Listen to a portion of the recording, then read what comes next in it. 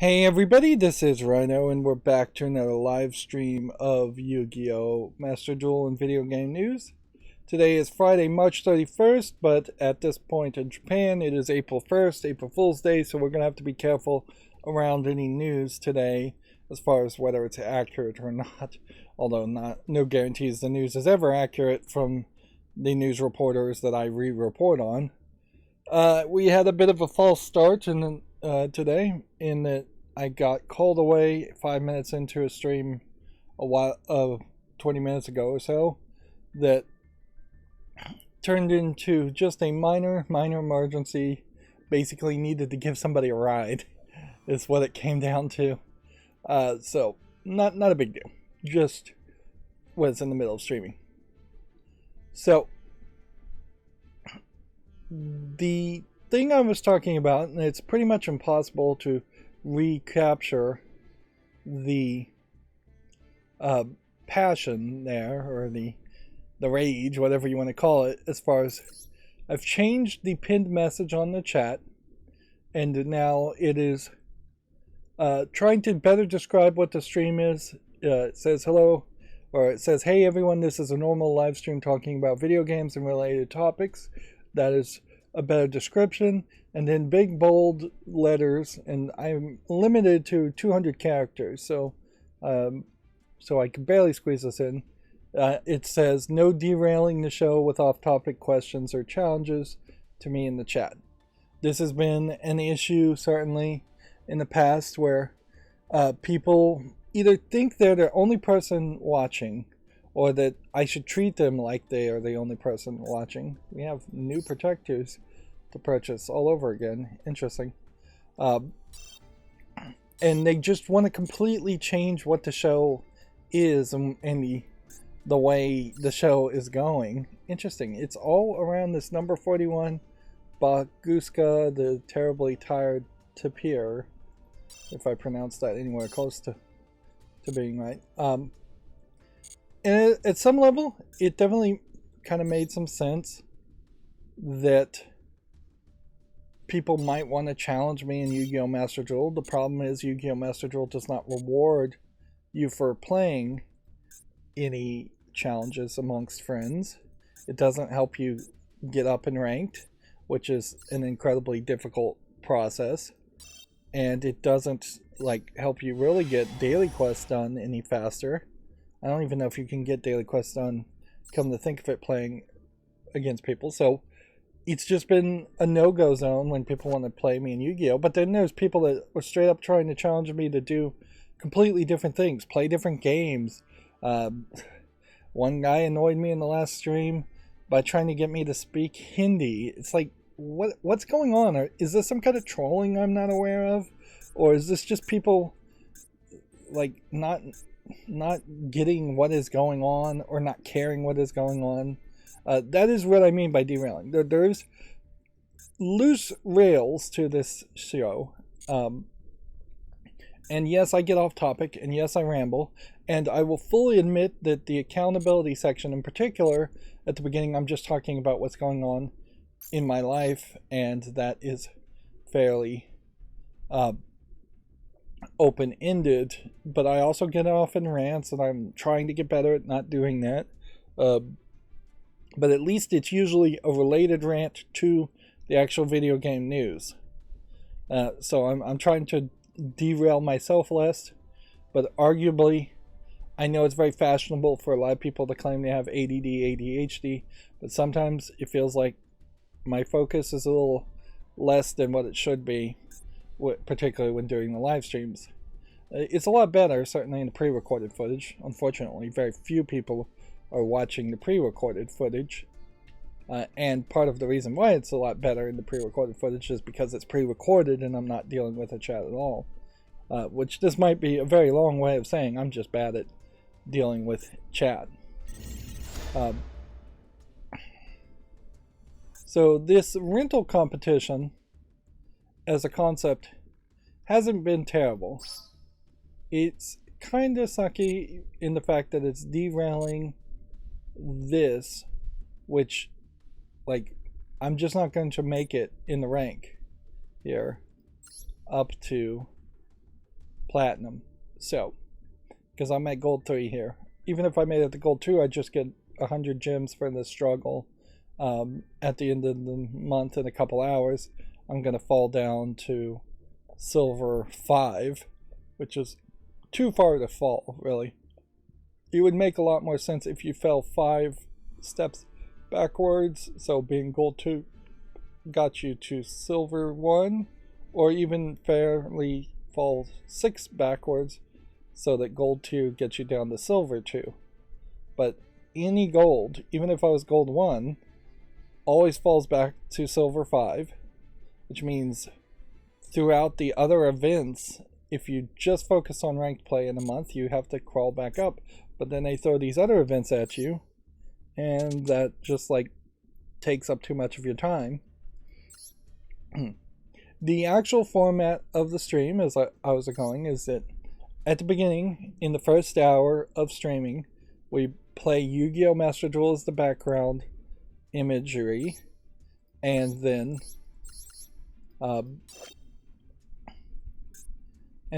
I talk about the accountability section, just what's been going on in my life in the past couple of days.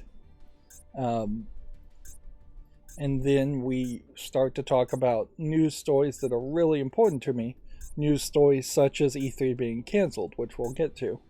I definitely think that is not an April Fool's Day joke, because that was announced yesterday before April 1st. But they certainly got dangerously close to this.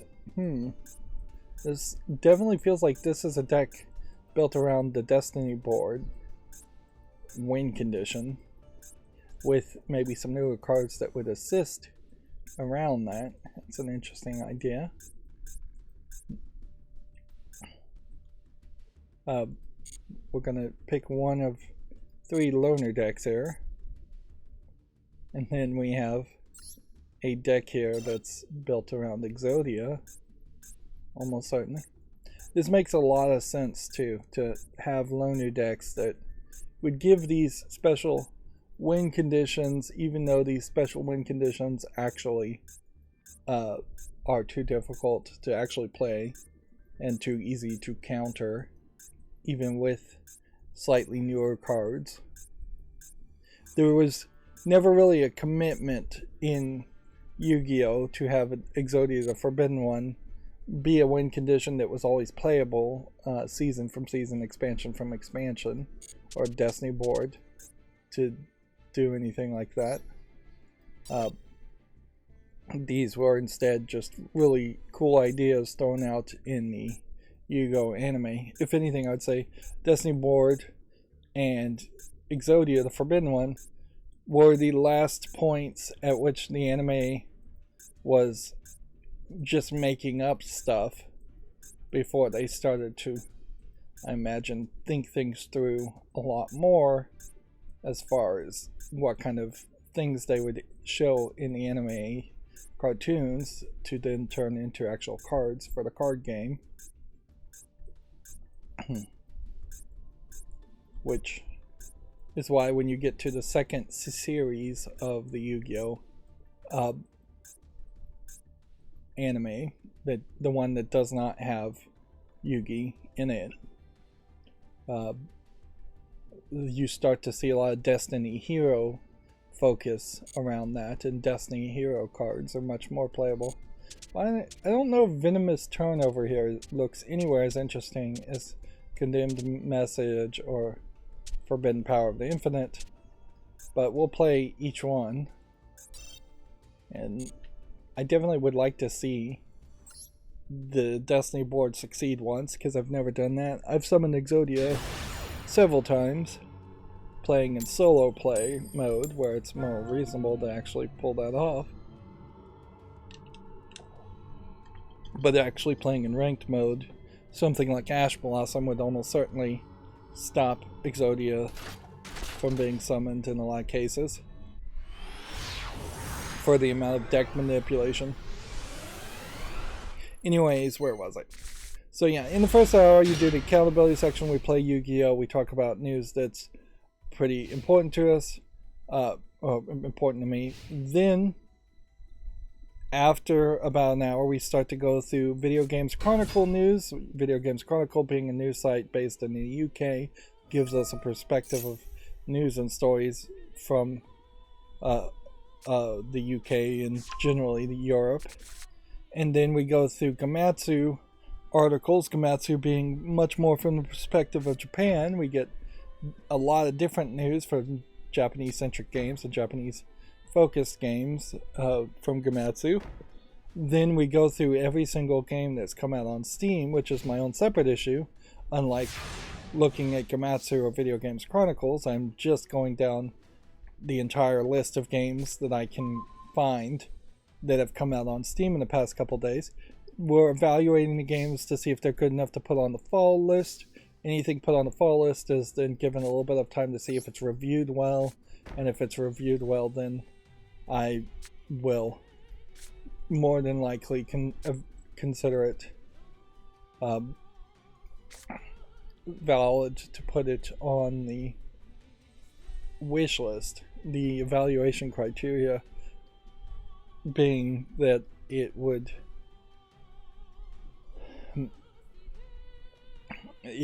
be a game that within its launch window of 6 weeks to 6 months has at least 30 reviews.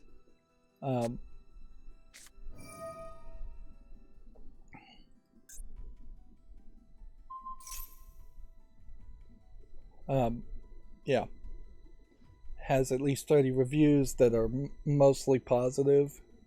So somewhere around 75% or higher positive reviews on Steam, that it's out of early access, that it's supports single player, and looks like a game I actually would cover as pre-recorded footage.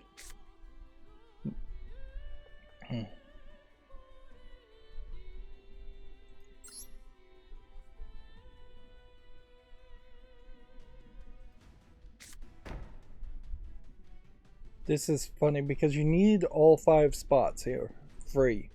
So I have to gamble with this protection. Otherwise I won't be able to play the L. Final.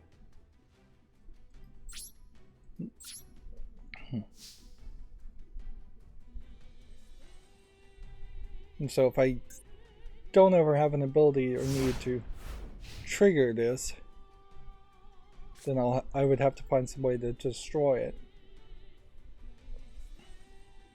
After we look at all the games that have come out on Steam, we go through GameDeveloper.com's news, which is more United States, North American centric news, specifically industry style news around game developers, talking to game developers, or GameDeveloper.com as a news site, pretending like it is speaking for game developers or speaking to game developers. So it's more of an industry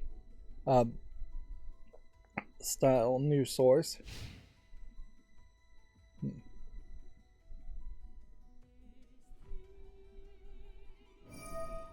This is probably a great example of why they never have expanded the spell card spots.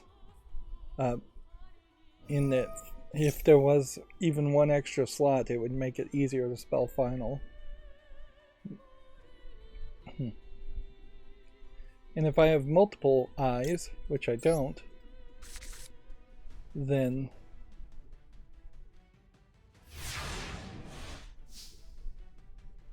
I could have taken it out of the deck and reduced my chances of getting another one of these, because these really don't need to be drawn. If anything, these are hurting your chances of success.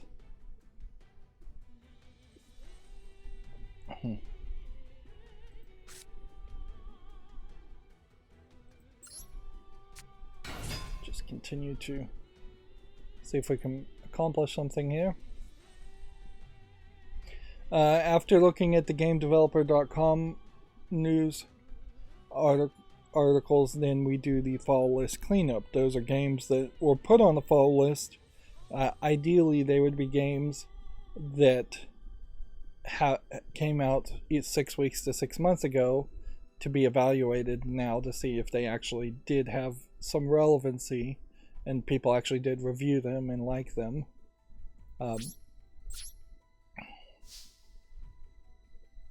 But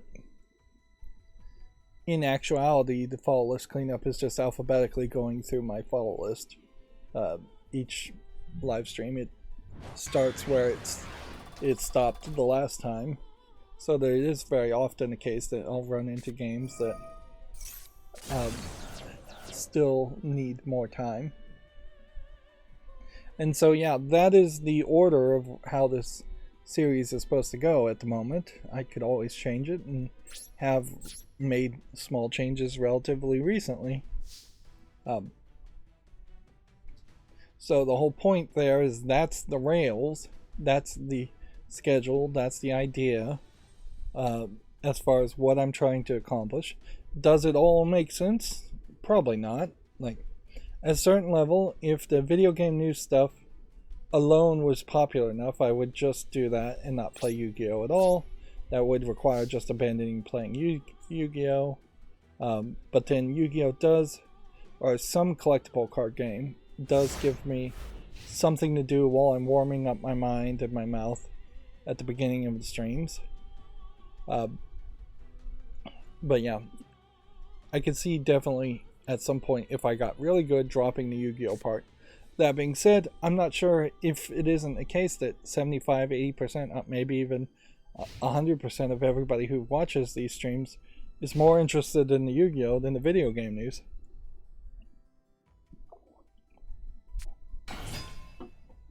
And you can never really get a good telling of that because inherently every YouTube video has a major amount of drop-off as far as retention time.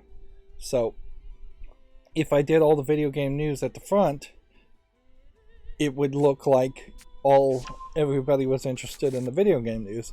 If I do Yu-Gi-Oh! At the front, it will look like everybody's interested in the Yu-Gi-Oh! Stuff.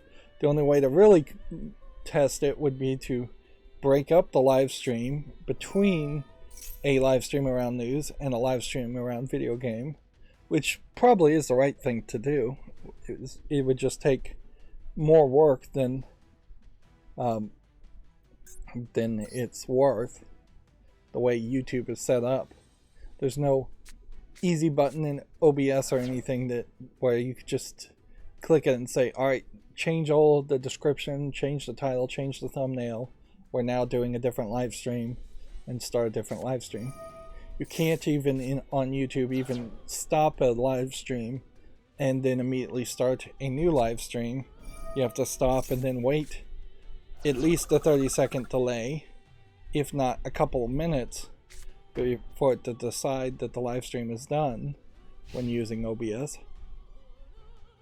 Ideally, it eventually will be improved through OBS, where you could maybe stop a live stream and quickly start a different one. But then also YouTube's own system is not going to really accommodate you well on that, because YouTube does not like to put out announcements back to back as far as different live streams. So if I started a second live stream, you probably wouldn't get a notification for it. And then they would also penalize me because there would be very little views on the previous live stream. The whole system is very much more built around the idea of live streaming once a week, which is not in line with Twitch at all. Like once or twice a week, giving it as much time as possible to get as many views for the algorithm to say, actually, you had a fairly successful video in that stream, so let's recommend the next one.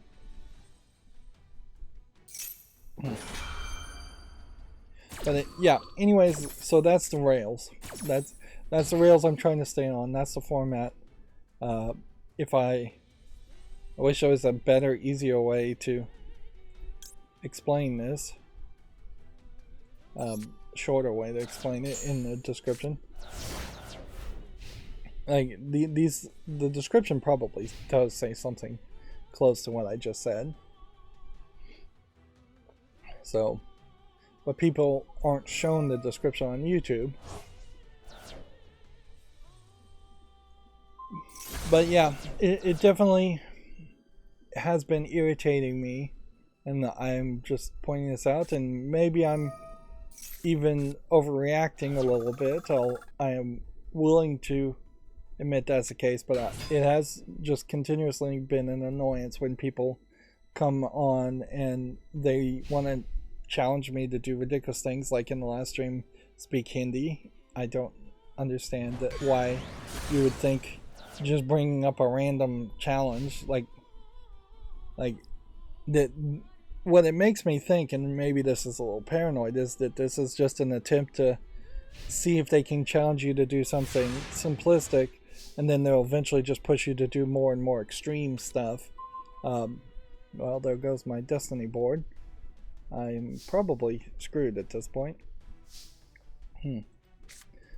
Like, what was the name of that awful game? Blue Whale or something like that?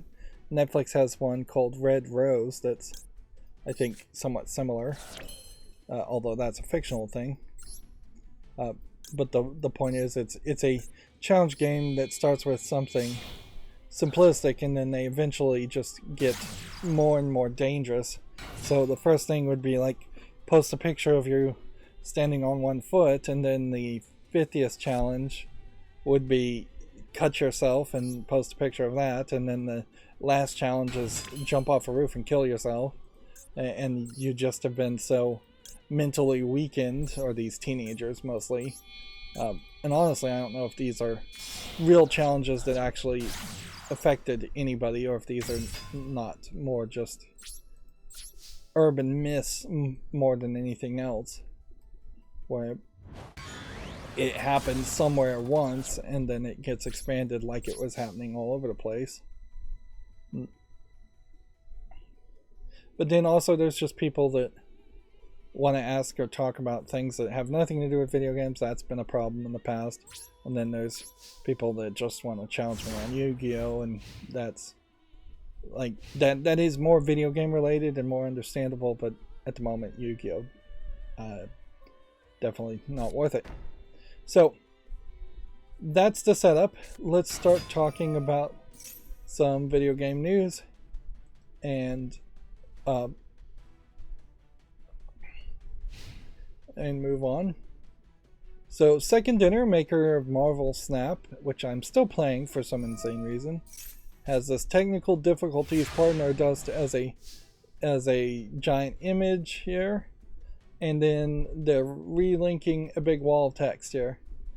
They've temporarily disabled Kitty Pryde when they resolve the issue that sometimes results in a game crash while playing against Kitty Pryde. Players cannot queue in matches with Kitty Pryde in their deck, and we've removed her from random card generation abilities. Kitty Pryde will also not show in future card rotations in the token shop, and players who currently have her in their shop will receive an error when trying to purchase this card. So, I assume Kitty Pryde in some form or fashion will come back. You're not going to use a Marvel character like that and just forget about it. But yeah, it definitely seems like that's a big deal.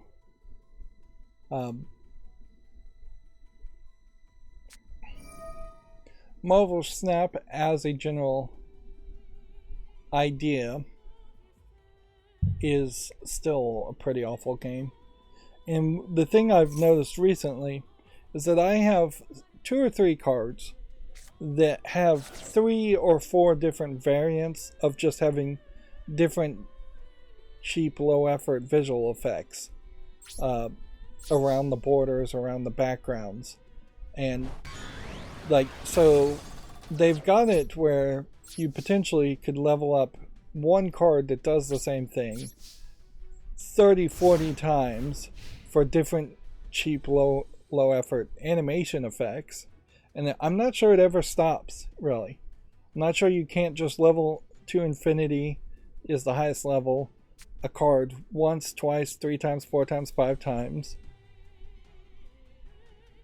And at some level, that's fine, because the more you level up, the more rewards you collect to try to be a free-to-player player. But it is so incredibly unbalanced as far as unlocking new cards. At this point, I really should have unlocked all of the new cards from previous series, is what they're calling them. The newest expansion, sure, I could understand not having those cards, but I've made there's just no way in Marvel Snap to save up gems or anything, not without paying, to unlock new cards when they come out.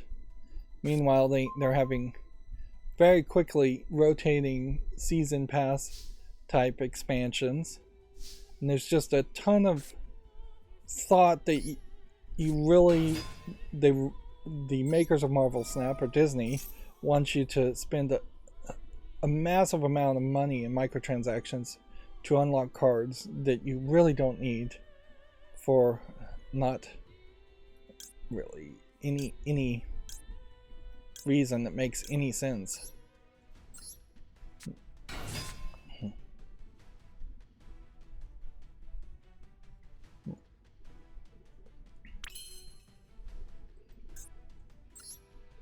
There are several games I'm still playing and should potentially consider stop playing. A goblins mining game. Let's see. I'm still playing that, and it doesn't really take that much time, so I guess there's a slightly good reason to not worry too much about that one.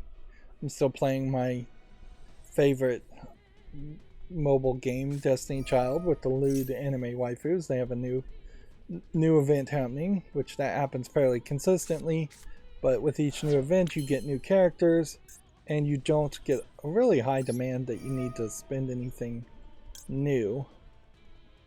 Like, I've been a free-to-player on Destiny Child from the beginning of playing it several years ago.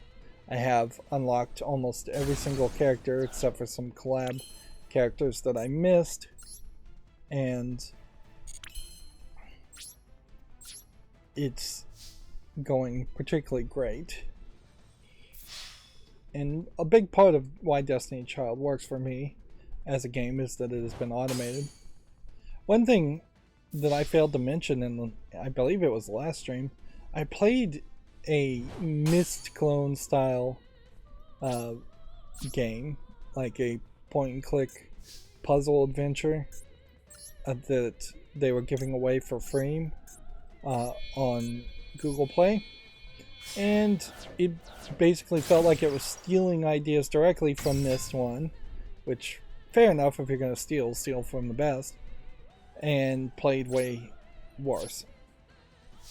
Very much in a game that really would have only taken 2 hours at most to play. By the time I was 20 minutes in, the only way you would have ever figured out how to solve any of the puzzles is to use the hint system in it. And once its hint system is just terrible in that it just tells you where to go, and when you go to that area you still have to figure out what to click on, which then created a couple of pixel hunt situations. There's really just no polish in it.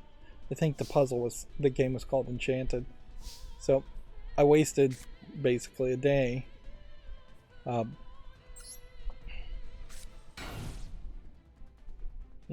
I wasted probably a couple hours, not a full day, playing this mobile game for no reason. And then it was so unimpressive that I completely had forgotten I had even played the game. I guess the same could be said for watching season 2 of Shadow and Bone, in that it's a fine, like, tween-age style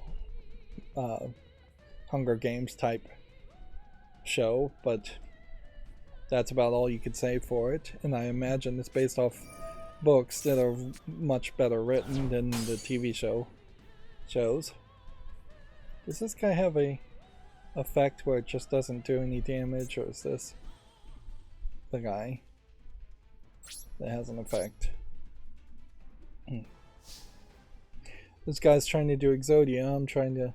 Was trying to do the Final Destiny board game. At a certain level, I should probably just surrender and save myself the time. It's a good thing this event only takes 3 wins, because very quickly you could find this annoying. Arguably though, this rental deck concept should be you need 3 wins with each of the decks, and that way you can't just play the one deck 3 times. Although that would just make it more difficult, and maybe it's not worth it to make it more difficult.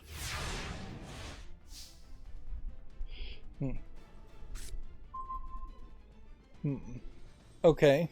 YouTube advertising retweeted this article. YouTube is going to let advertisers target Gen Z based on trending music. Brands will be able to run ads against lineups of YouTube content related to songs that are most popular with the demo. So now potentially, if you have a YouTube account, and I assume it won't just be Gen Z, eventually it'll probably just be everybody, but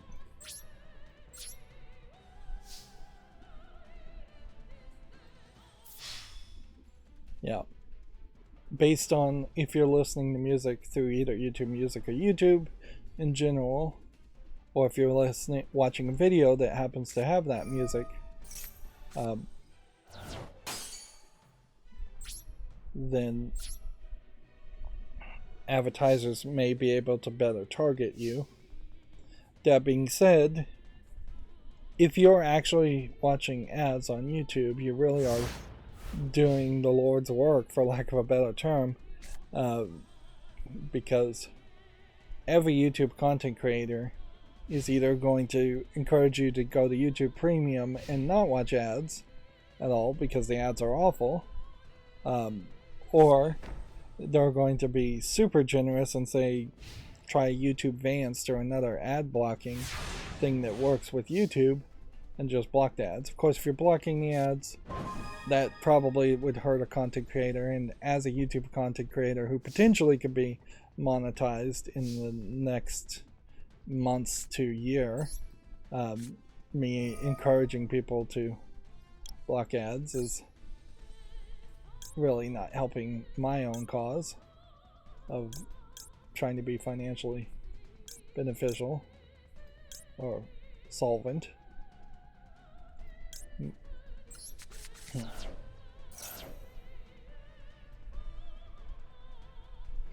Inherently, yes, advertising though comes nowadays with a lot of tracking, which that is not the way advertising was before.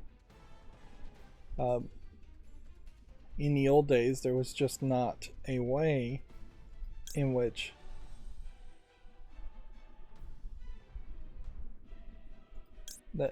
that was just not the way things worked in the old days.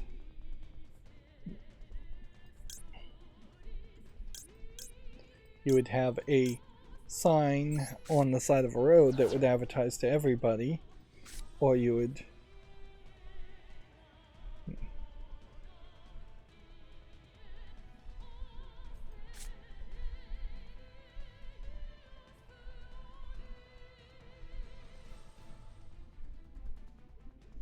Man, I literally just have nothing here that is gonna do anything. Once Destiny board had been destroyed, I was doomed.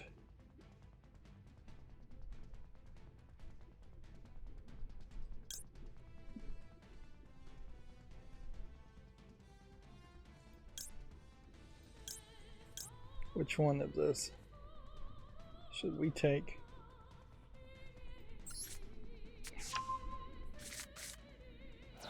I do have 3 Destiny board things in the graveyard. Didn't realize that. Or no, three of the F cards in my deck. So I've just been incredibly unlucky to get another F. Even if I did get another F though, I don't know how I would be able to fix that. Yeah, anyways, I was going to go on a rant there, but I think I'll just skip it in the idea that advertising now is very much around targeted advertising and tracking, whereas there is an argument to be made that advertising perhaps should be limited severely on the amount of tracking it can do or targeting it can do, and should just be random, like if advertising needs to exist at all. Inherently, I guess you could go into a deeper, more like socialist communist type rant where you could say advertising shouldn't exist at all and capitalism shouldn't exist at all, in the sense that advertising only fuels consumerism. You don't need to advertise milk and eggs and bread because humans need those things to actually survive and eat. So there's no reason to waste resources making a commercial for milk, eggs, and bread. And yet, in the United States and capitalist societies, there are commercials for those products. Ironically, there's actually relatively very little commercials around housing, and yet everybody needs housing, because that's a big ticket item that many people can't afford, and people that can afford it know they need it, and it doesn't really need to be advertised so much. Moving on, Hogwarts Legacy tweeted out some new things. The thing that, in seeing these new tweets of just like, here's some new pictures they're showing off, Hogwarts Legacy I have not heard anybody say anything new about. And so I was thinking there is this possibility where I could have a list just always going as far as what is the big thing. In my mind, and this is where a list like this might be fairly useless, people were hyped and playing Hogwarts Legacy, and now they've jumped over to Resident Evil 4. It's very possible that there is a game that happened in between there that people were hyped for a week or two. As far as just your average gamer, it does seem like there is a decent chance that that happens quite a bit, where people play a game for a week or two and jump over. CSGO being announced is a big thing, but I don't think CS Counter-Strike 2, which I think I do now understand is actually just an updated version of CSGO, which very possibly is a iteration and updated version of Counter-Strike 1. Right.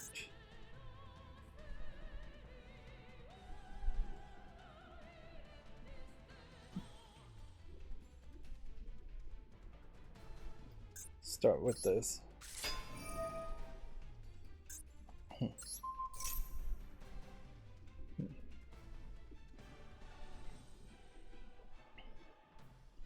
But yep, I don't know what that would really help with.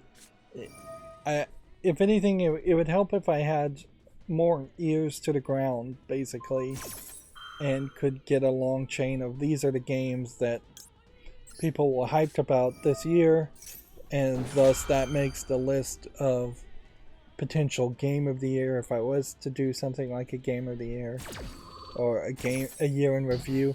Honestly, a year in review probably is a better idea than doing game of the year content. It probably doesn't catch people's attention as much, but it is probably the better way to do things, is to have a year in review and talk about what actually happened in that year instead of trying to squeeze games into a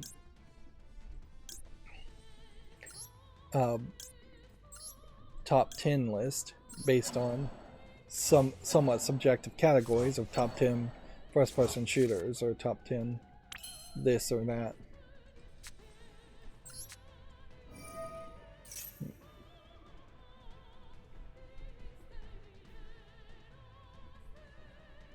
Let's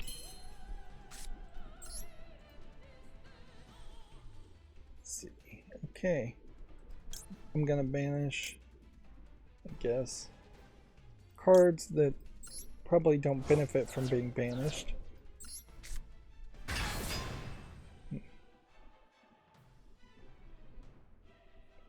And then, can this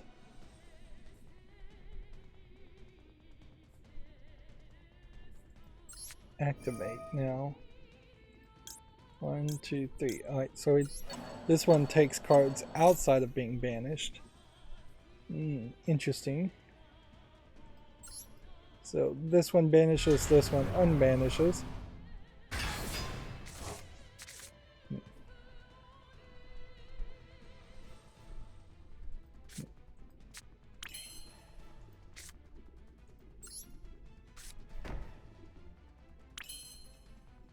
We'll go ahead and see if there is something special to summon here. Is this better than 17 for 2 dark monsters? Dark monster, dark monster. That's a light monster, so that wouldn't work. We'll just do this instead.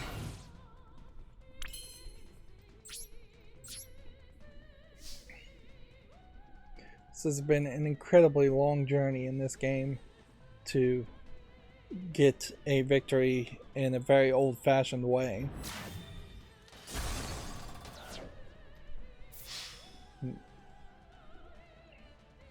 It seems like there's something this character can activate, but seems like it's not going to be useful.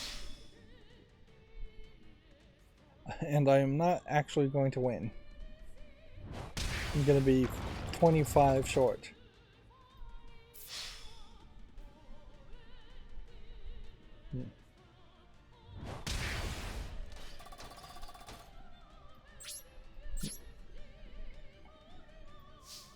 But yeah, I guess Hogwarts Legacy, until they release new DLC, will be a game that people will play every now and then or continue playing if they're a fan, but it won't be a consistent, like, World of Warcraft style MMO type game that's just constantly getting played.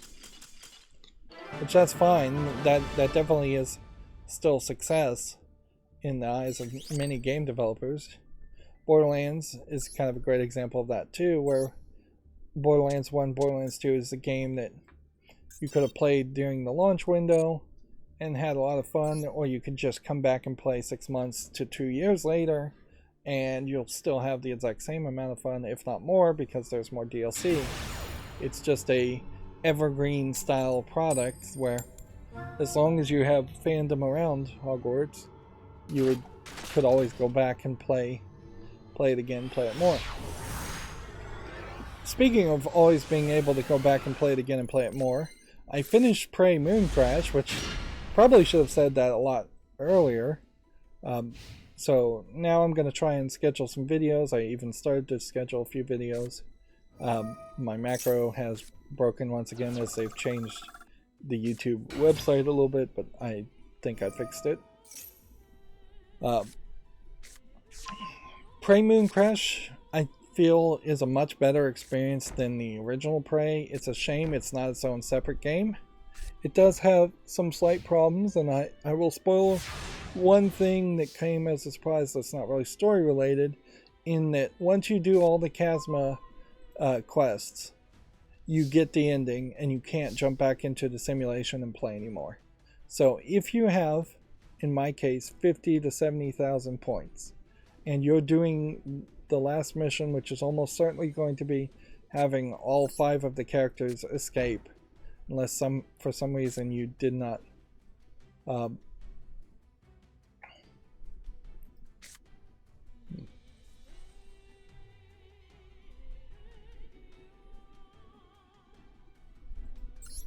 go ahead and do this one. This is During your main phase 1, if this card is normal summoned, you contribute this card and draw 2 cards and it becomes your end phase. Card D.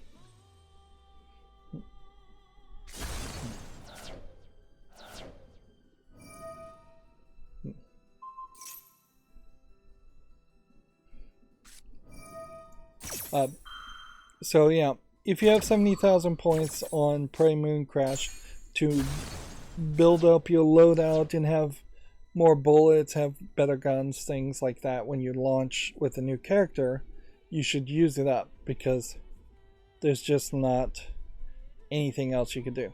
There is an achievement for having like every single ability unlocked using the neuromods, so you could also potentially in the middle of the game, if you're having a lot of fun, take a few runs to just try and find a bunch of neuromods in the runs and buy a bunch of neuromods using points. Overall, I think you probably need somewhere around 40,000, maybe 50,000 points to keep the corruption level down using the time delay loop item to have all 5 characters escape. In my final run, it was rather easy. There was a couple places where I could have run into trouble because of environmental fire disasters, which changes things a bit, but that's about the only thing that could possibly happen is in your final run, unless you get a stupid random event happening that kills a character, if you keep the corruption down to level 1 the whole time, then the simulation can't spawn more difficult level enemies and they become super easy. In particular, in my final run, I got an elite level shotgun that did like one-shot kills, and by doing one-shot kills and having the engineer find that, the engineer could repair the shotgun after it was nearly broken, so I could use it even more, and that allowed the engineer to do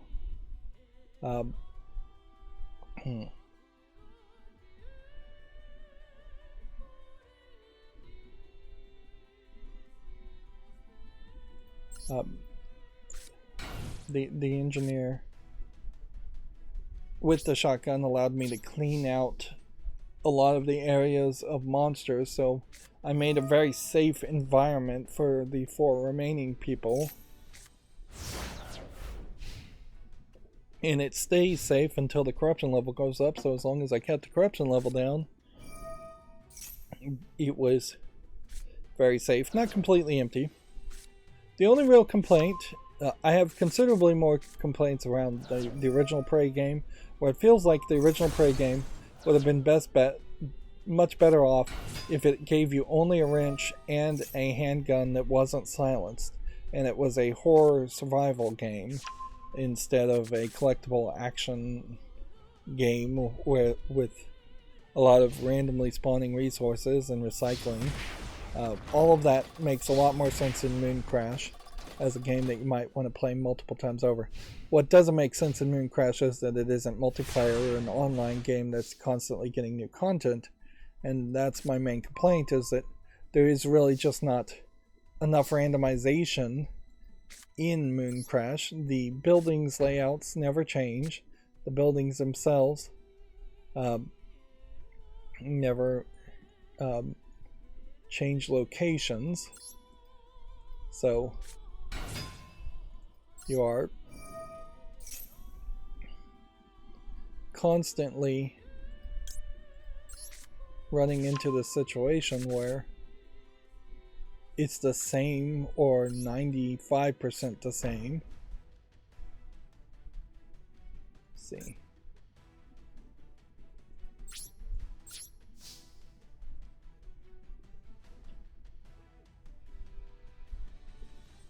The real strategy as far as summoning Exodia is not to actually try and just naturally draw 5 Exodia cards. It's to have cards that put Exodia pieces in the graveyard and then bring them back to your hand, or draw them specifically from the deck.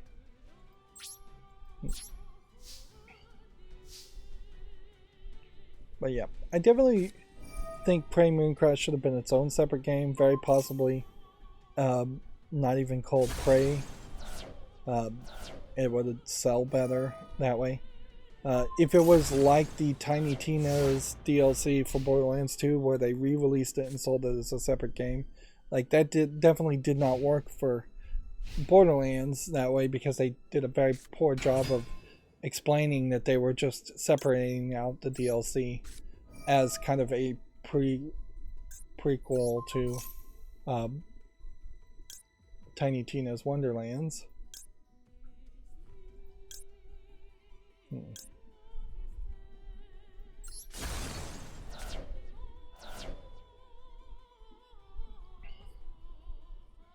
But yeah, it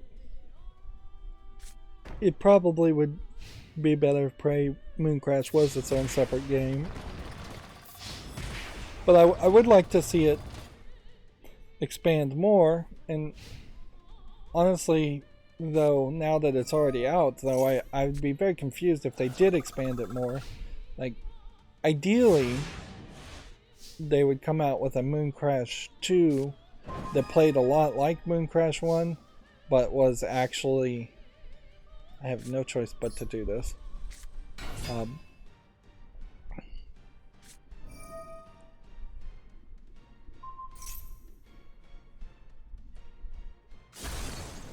Like, if it... I would like to see Mooncrash as a concept, the way the game plays, in a different world, not perhaps using neuromods and not fighting typhons.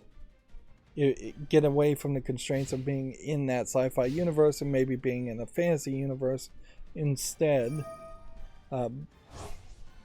or just a more realistic modern timeline universe.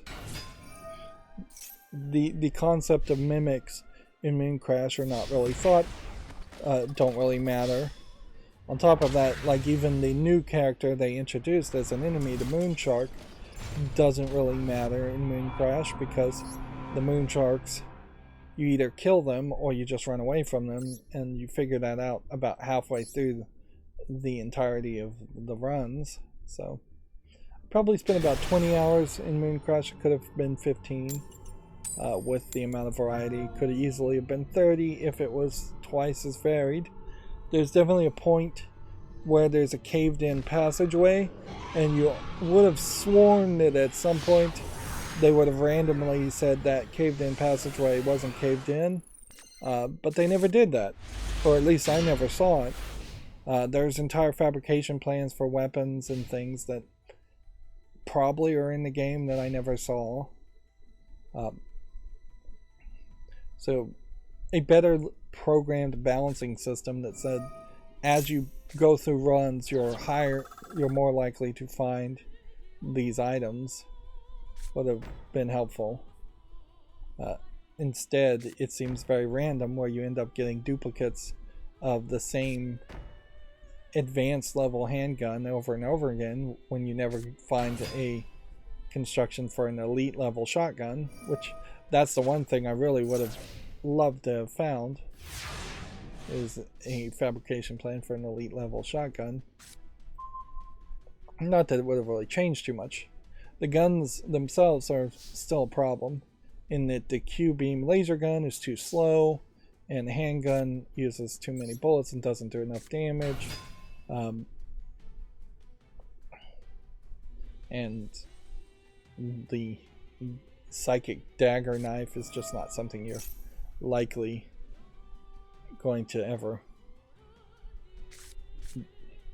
use, and the wrench is not something you're likely ever going to use.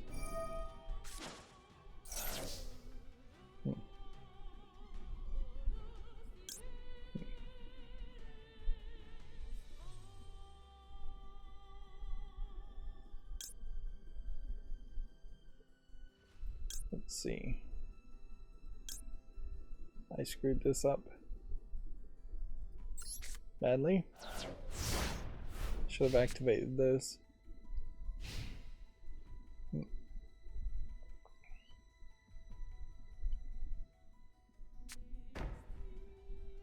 If anything, this loner deck as far as summoning Exodia may not be particularly good either. Censored Gaming here made a video saying how Nintendo is manually taking down Fire Emblem Engage video. Now, part of what he was covering there, I think, was a fan mod, and so they're going against modding more than anything, but it isn't a prime example of a corporation censoring, there's no other phrase to use, a YouTube and making information less likely. They're claiming copyright grounds, which Nintendo very notoriously believes that they have copyrights that they don't, or they lean on Japanese copyright laws or their interpretation of Japanese copyright laws and try to apply that to the United States website of YouTube. Censored Gaming, though, making a horrible mistake here in using a thumbnail video that is the video unavailable. Video contains content from Nintendo who has blocked it on copyright grounds, because that just makes it look like that his new video with that thumbnail is unavailable to see, and most people are not going to read it, where it would have made a lot more sense for there to be a better thumbnail of any sorts. Like, sure, you run into the problem if you put a Nintendo character in here, that they would block that thumbnail too in that video and censor the censor, but you almost want that to happen so it just becomes more reported. But yeah, the lawyer game where they scream objection, that would have been a image you could have used, or I forget the name of that game though, or just Mario or Wario twirling his thing, his videos, or at the very least you take the thumbnail from the previous video and you blur it out and then put this over this, or you put a big red circle over that thumbnail. Because at the very least, and this is again part of the problem with censored gaming being run by this person who has gotten coverage. He's been made famous, and other people report on what he reports on, but he's obviously presenting himself as being this one person who's in financial trouble and just doesn't have the manpower or the finances to run something called censored gaming. Well, ideally, if there was a cabal of content creators that were working together to run censored gaming and they had a legal defense fund of any sort, they would fight this, and they would like put up another thing and try and see if Nintendo would take that down and try to get more press around it, and they would fight it in the courts, and potentially they might even create some precedent where Nintendo gets smacked down for its wide abuse of the DMCA system, which there's really no mechanism for Nintendo to be smacked down, but it would be nice if they were at least embarrassed for their use. But yeah, specifically, major mistake as a YouTube content creator: do not do this. Do not have a boring black screen with white text that looks like the default warning. In fairness, most of the video thumbnails Censored Gaming uses are pretty good, so he may have rushed this, and maybe the thumbnail would change later. As far as this Persona 5X article, I think I may have talked about this in general terms, but I did not watch the video, and that's kind of a problem too, is that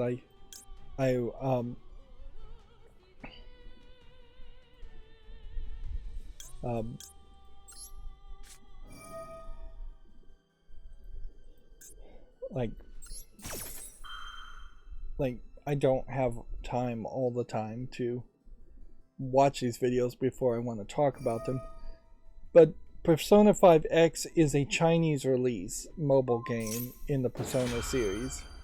And so in China, there is censorship going on in that there's been kind of these long-running demons in the Persona series that have been, in this case, you could see probably this demon was topless, shirtless, and the hair would have covered up her nipples, and now they put a shirt on her.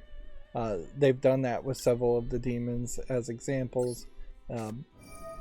They've also gotten rid of skulls, and so it's just very much your standard Chinese level of censorship happening for a Chinese mobile game. And perhaps then it's not something to be too concerned about, because until we can actually do something about the level of censorship as far as China and video games overall, this is just going to keep on happening, and they will just constantly use they'll constantly have these unimportant, easily ignored Chinese games. This thumbnail would have been better, frankly, too. This would have been a better thumbnail, or this would have been a better thumbnail. Either one of these is not really releasing any private information, so this would have been it. This would have been the one to do as far as a thumbnail. Video titles retranslation mod is now available. Of course, there is always that possibility. It says claimed by Nintendo, but there's no way of actually knowing if it actually was Nintendo or if it was just somebody claiming to be Nintendo. That's as terrible as the system goes.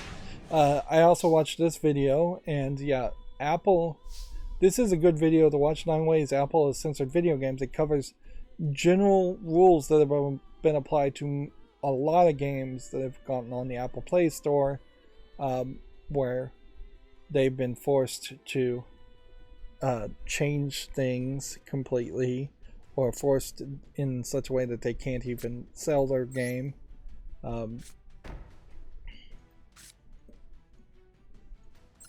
In some fairly large ways too. Not just simplistic ways, as here's a Rooster Teeth game that went from a Nintendo Zapper to a baseball bat because guns aren't allowed, even Zapper guns aren't allowed apparently on the thumbnails. But there was also a story of one game that was based in a historical war setting, and it was about the horrors of surviving war, so it was slightly educational and while also being a video game, and Apple just said no to it. They specifically targeted that game and said, no, we don't want that. And for every example shown, there's almost certainly dozens of examples of similar games being changed. And it's not just video games, it's almost every app has to bow to the whims of the Apple Play Store, because, the Apple App Store, the iOS App Store, because it is a closed system, and so you can't sideload apps like you can on Google Android devices. And yeah, it definitely makes a good argument that that should be opened up. E3 has been canceled for real. This happened 23 hours ago. ReedPop and the Entertainment Software Association, ESA, have announced that both the digital and physical events for E3 2023 are canceled. So this is the last domino to fall. Inherently, I'm not sure if you can never really be known for certain that the last 3 people that pulled out of E3 caused it to be canceled, or if it was more of a case that it was going to be canceled anyways, and some people just pulled out before that.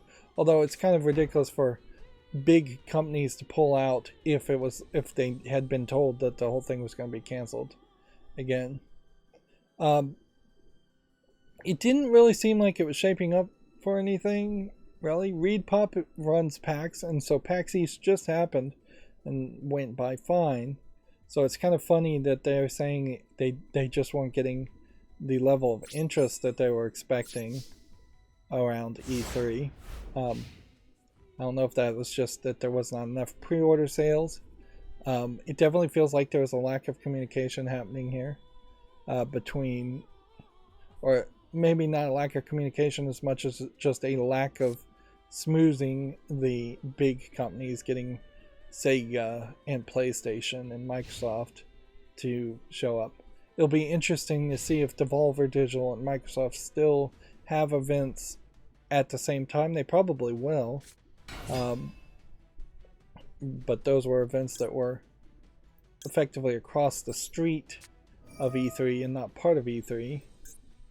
I wouldn't be surprised if the ESA does just get rid of the concept of E3 at this point and just raises its fees to be a member of ESA as a lobbyist group, and raises the fees to get a game rated by the ESRB, which is a subsidiary. Certainly.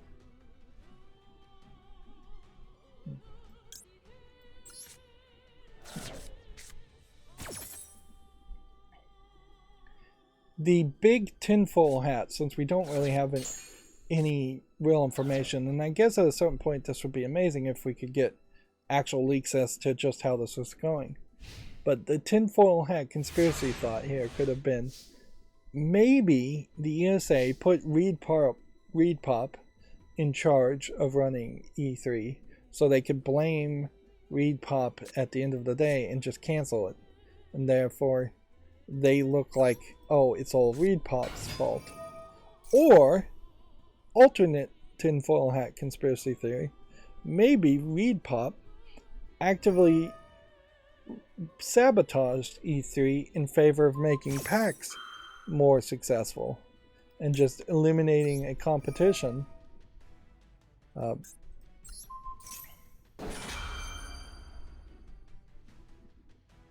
That would be interesting if there was some lawsuits or sabotage going on here. But at the end of the day, when you come back to reality, E3 has struggled horribly even before the COVID pandemic. They may try to say it was the COVID pandemic that killed it, but even before then there was definitely problems that were happening around E3 as it was losing its identity as a convention gathering amongst people who make games, coming together to drink with other people who make games, to pitch ideas to publishers. It was becoming much more around the idea of having just random gamers show up and play games that very often they could have just played at home. And as a convention event, it's just never really got anywhere close to being a gamer-centric event as much as it should be. It never was a Comic-Con type experience, which is probably the only way E3 could succeed if it continues to try to succeed, is that if it became Comic-Con where 99% of the people showing up at E3 are just gamers, like going to merch booths, getting gamer-related memorabilia, cosplaying, and then there's a few panels here and there where game developers talk about their new games and pitch their new games. The problem with that, though, is Comic-Con is actually pretty great about having comic book creators sit on a stage, basically like a throne, and dictating and hyping comic fans, because comic fans, I think, are a little bit more of sheep than gamers are, and they won't push back on any announcements really. So a Comic-Con panel can just say, we're making a new Marvel Spider-Man game, and the crowd would just erupt into applause. Whereas the same announcement at the exact same announcement at an E3 would be followed up by actual questions and like criticism potentially of, is this a good idea to make a Marvel Spider-Man game or a new one when there already is a successful running series of Marvel Spider-Man games. That was probably a bad example. And in general, game developers kind of hate gamers, and they're openly truthful about that. I imagine most comic creators hate comic book fans too, but they keep that a secret and aren't as obvious about that. So if there was a Comic-Con style panel where up on the stage you had, say, Devolver Digital game programmers announcing a game on a presentation, I imagine it would go pretty badly. In fact, we've seen it go pretty badly. BlizzCon, when they announced the mobile phone games, and people just booing and asking if it's a joke. That's exactly what E3 would probably turn into if it was more like Comic-Con, but that is also kind of the only thing that I think would save E3. So they're stuck between a rock and a hard place. Unless they just want to make E3 a tiny thing, again, you could have something called E3 certainly, where it is invite only, or you have to be in the industry to go, that there are no booths selling merchandise, because at a industry convention there really wouldn't be that many booths selling merchandise. There wouldn't be long lines to play games. None of the game developers are really going to stand in a line to play somebody else's game. And it really would just be, here's a booth where an industry salesperson is talking to another industry salesperson.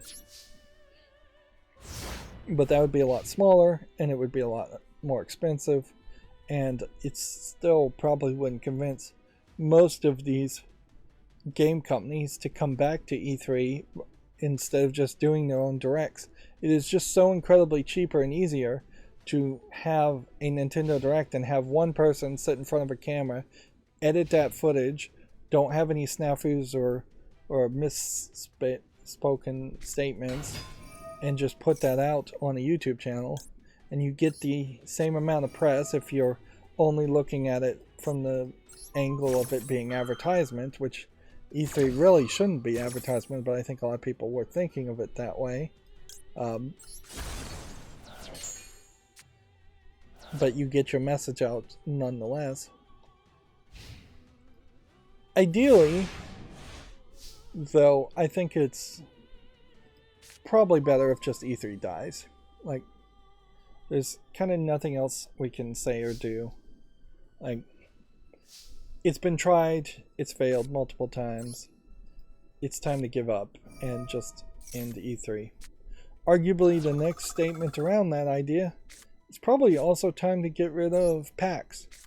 PAX has gotten bloated and larger than it really should have been.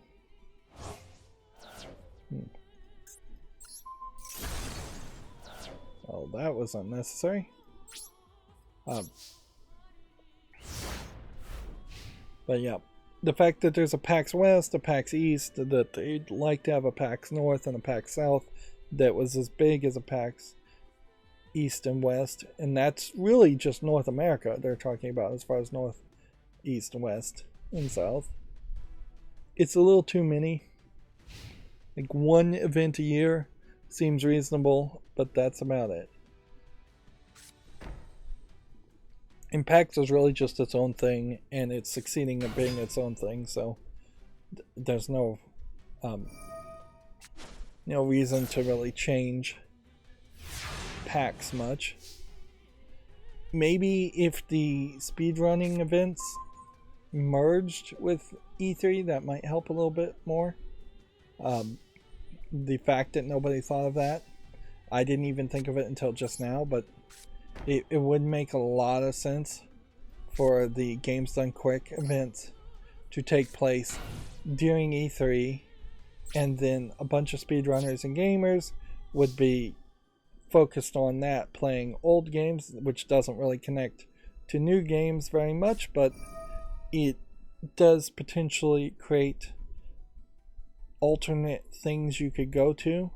So you could have an E3 floor showing off new games, you could have speedrunning in Event Hall B showing speedruns. Arguably, there's an argument to have like a pinball or arcade event also at E3, instead of just console video games being focused on. Just have it be a major event where anybody who would call themselves a gamer might want to go and play that. And if you're only interested in pinball, you'd be in Event Hall 3 at the pinball event. And if you only want to say speedruns, then you go to the speedrun events. It would make a lot of sense that there would be a fighting tournament as far as fighting games, get Evo type event at E3 also. Like you could have, depending on the layout of the event center, you could have a central hub which has a bunch of booths hyping people around new games, and then you could have a fighting tournament on one edge and speedrunning on another edge, and pinball and arcade tournaments and events showcases on another edge. And it could be this giant thing. Honestly, if you had all of that going fairly closely together, you might have an excuse to have a E3 that just goes for much longer, if not year round. Also, you could certainly have those kinds of events separated by a few days, where E3 is the big new games everybody would be hyped around, and then there's a speedrunning event the next week, right after E3 ends, and then there's an pinball arcade event, and then there's a fighting game event thing, fighting tournament. Yep. Particularly ReedPop could have done something like that, where if they are an events company that is not specifically tied to the purview of just promoting new games, they could have had multiple things happen in a row. Although it is kind of unreasonable to ask somebody to spend more than a week in Las Vegas if they have a job. So it probably would be better to have all of those happen at the same time.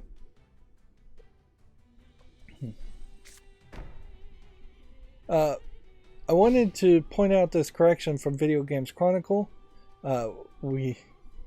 Video Games Chronicle is almost certainly the worst as far as being accurate. So we talked about a Xbox controller patent from Microsoft featuring a touchscreen. Turns out, nope, it actually is a patent from Turtle Beach Pad. And they were just 100% wrong. Did not do their due diligence. So I talked about how, yeah, this probably is the way controllers should go. It's going to increase the cost of controllers probably too much. But we potentially having different loadouts and performance and social media and adjusting the audio are all kind of nice little touchscreen things that if you were to add 5 physical buttons, you probably would still have some trouble with that. But as it sits, the reality is this is not from Microsoft as a patent. It's from a different company. So it might show up at some point, but it very possibly won't ever show up. And even if it does show up, it's not going to be in the default Xbox controllers, from best as I can tell, unless Microsoft licensed it. Yep, and that level of kind of inaccuracy is just not really acceptable.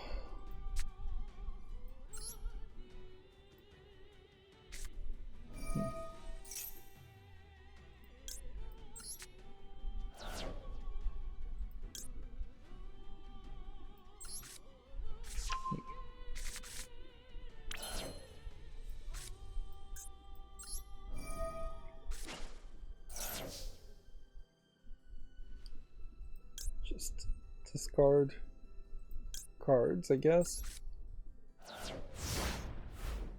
I've drawn like everything, so unless I have a card here that would let me pull these Exodia cards back into my hand, which I don't have that card yet, I'm almost certainly going to lose. This really just shows the problem here. And this guy is down to 5 cards, so he may run out of cards. We probably should stop playing at this point, but I do want to play the other deck one time. As far as Video Game Chronicles news, PlayStation 5 has set a new US record for sales in the month of February. We talked about that. Blizzard games will reportedly pull from China after Activision felt that NetEase, quote, threatened Bobby Kotick. I watched a video kind of talking about this, and it really is a case where you just never really know the truth. It's very possible that the Chinese were literally threatening not Bobby Kotick directly, but the success of Activision Blizzard games or Blizzard games in China.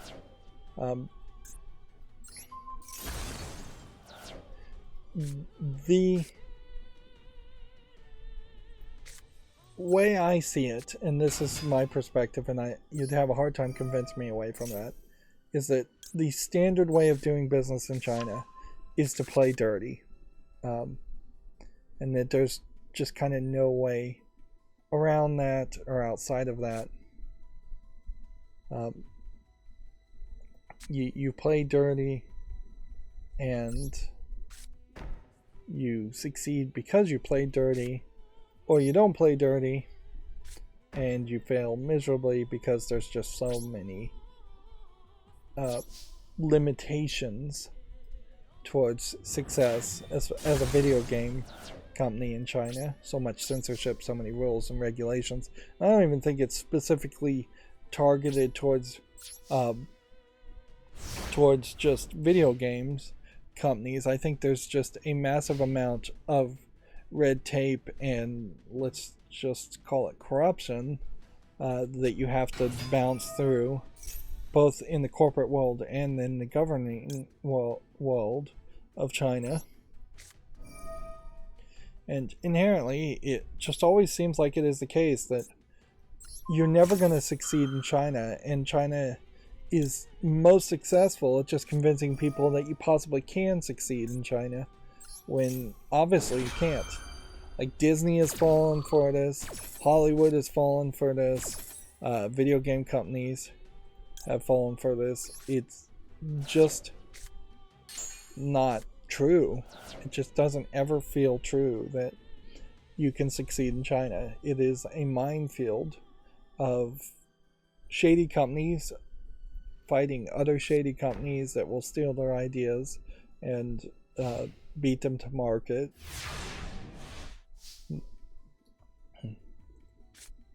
There definitely are people out there that would make the argument, and this isn't one I would try to propagate, that there's just a lack of consistent culture / morals in China. Like, China is really just 5 to 20 feudal states added together, and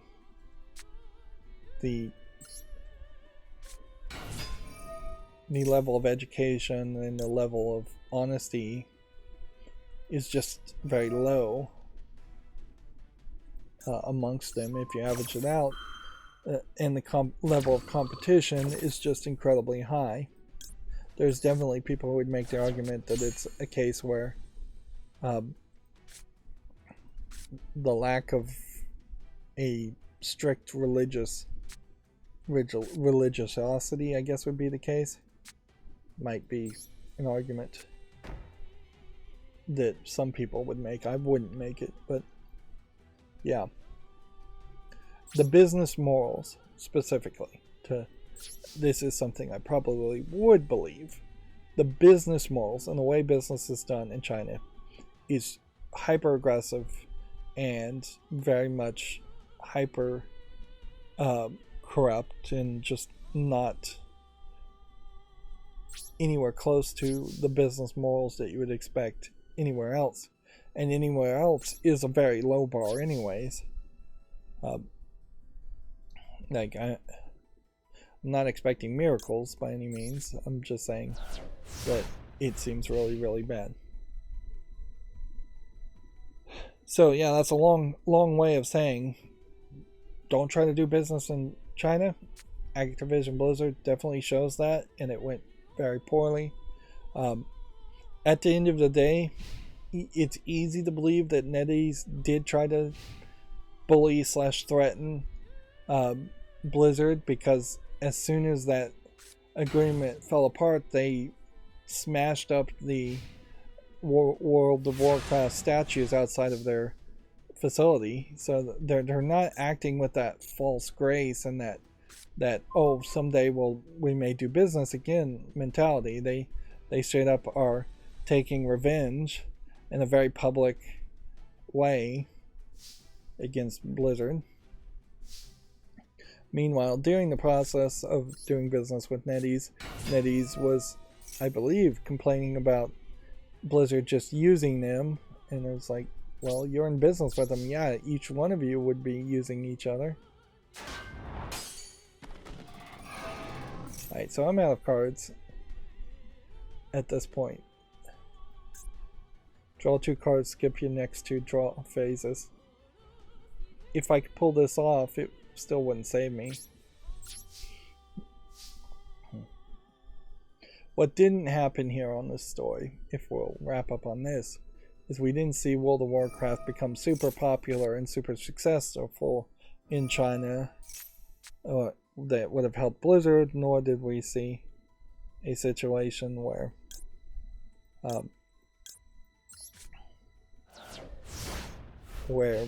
NetEase succeeded by having World of Warcraft. So it was basically a failure for both sides. EA is cutting 6% of its workforce as part of a restructuring plan. This is after announcing that they had good sales. So, if anything, though, this just highlights how success of a company does not in any way trickle down to success of the employees at all.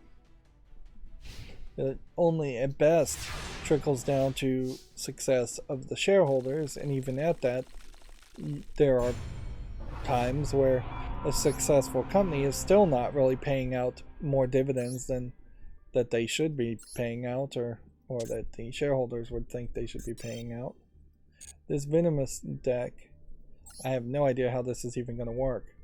Not that it really matters here. We've been playing for an hour and a half now, and I've played an Exodia deck, kind of knowing how that works, and failed. I've played a Final Destiny deck and knowing how that would work, and it failed. So what's the difference of getting a loner deck and understanding it or not understanding it, when inherently the decks are just not playable, to use a phrase, at all? The number of possible actions per step is the kind of deck I would want to see. So ideally, I'd always, with every action, want to be able to counter an action or trigger a quick play spell or activate an effect. Yes, that might slow down my gameplay a little bit, but it means that I can do something. And when I can do something on these loner decks in particular, that gives me an opportunity to read what that something is as a card. Let's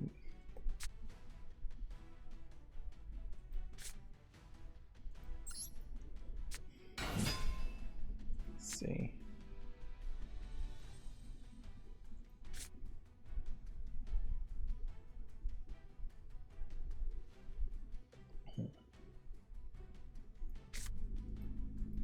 Just leave it at that.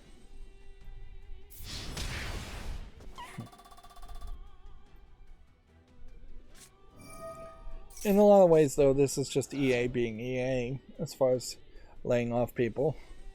775 people losing their jobs. It's kind of hard to even be upset about it, though, because the type of people, and this is blaming the victims definitely, but the type of people that work at EA almost certainly have to know the company that they were working for, and they are probably slightly rich, slightly entitled, probably not even good game programmers. Otherwise, why are they working for EA instead of working at a more independent type, smaller company that would let them be more artistically creative? But yeah, that is definitely blaming the victim. And as far as we know, 775 of those employees may have all just been college kids, high school kids that were in the QA division that were trying to break into the industry with the false idea that being in QA would actually ever even look good on a resume to break into the industry. Like, I can't guarantee with 100% accuracy, but I would heavily suggest if you wanted to be a game programmer, game developer, game artist, anything like that, don't work in QA. Because I bet that hurts your chances of being hired more than anything else. Instead, go to college and get the bachelor's degree, master's degree. Probably don't need a PhD. And rub elbows quite a bit. Make friends with people and go to game developer conference type events. But don't just be an employee who's working potentially 20 hours a week at QA, or 60 hours a week at QA. It's probably closer to 60 hours, if anything. Because doing QA is going to eat up your time to go to college and get the education you would need. And I only say go to college in this case because I think that would actively be the education you need. You could definitely be self-taught as a programmer, but you're not going to have the paperwork to prove it. So if you are a self-taught programmer, then you put yourself at a disadvantage where you need to make and release and sell a fairly successful indie game.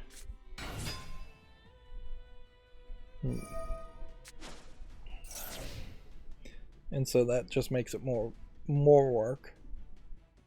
But yeah, working in QA will, in most cases, and I haven't experienced this myself, so I can't say for certain, but my suspicion is if you work in QA, you're going to be in a potentially completely different office, or at least in a completely different section of the office, and you will not be in the same break room.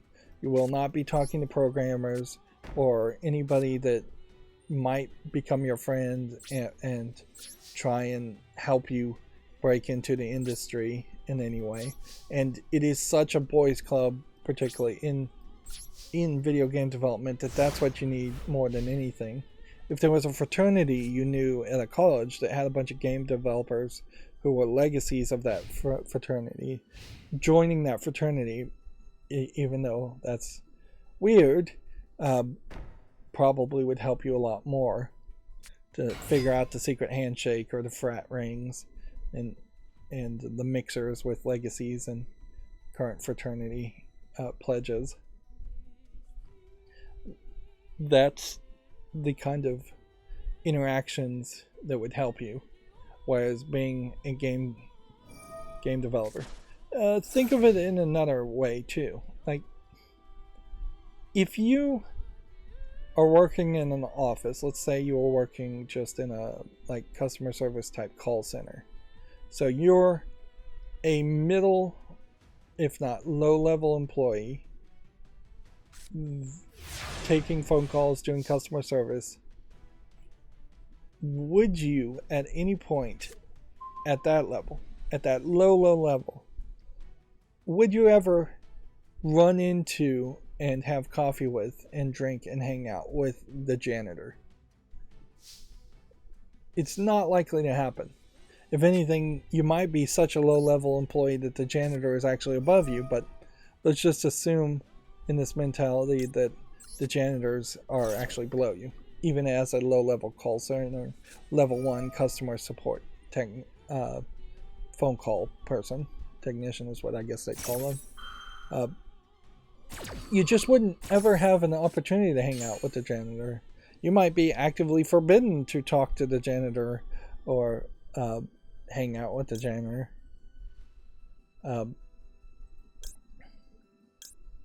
Well, that's exactly the point I'm making here. Is that's exactly the same as anybody who would be a low level or mid-tier level video game developer programmer, is that they're just not going to have the opportunity, or they may be actively forbidden from interacting with the QA people.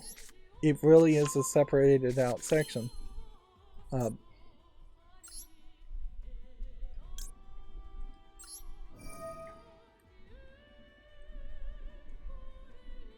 Alright, well, that's, I think, enough to say on that. I'm probably ranting too much. We had a massively long, like 5-hour stream last stream.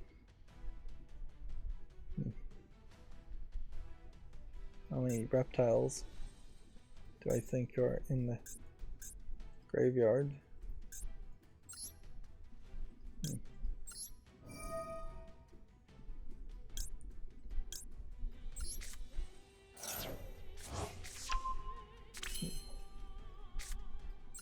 We'll see if this works.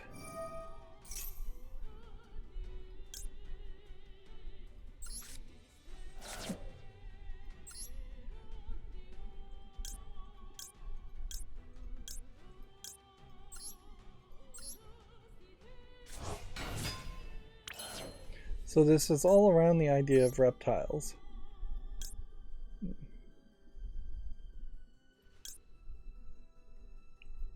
Interesting.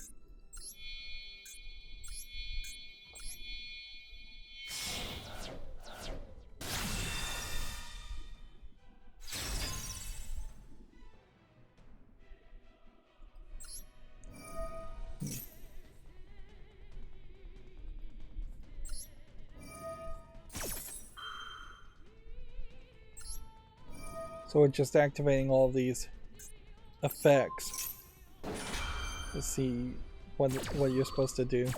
Apparently there's some counters going on.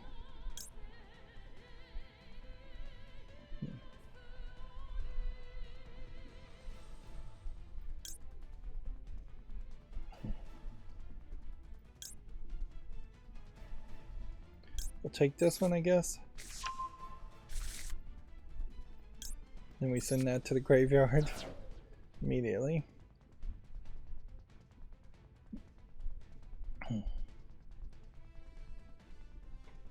Moving on with Video Games Chronicle articles. This will be the last game we play too. I'm getting distracted and man, I'm feeling a little exhausted too.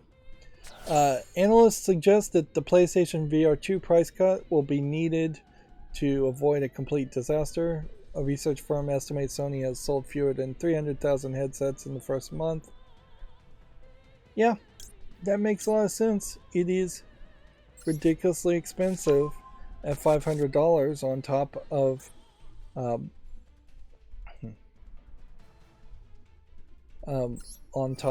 the fact that you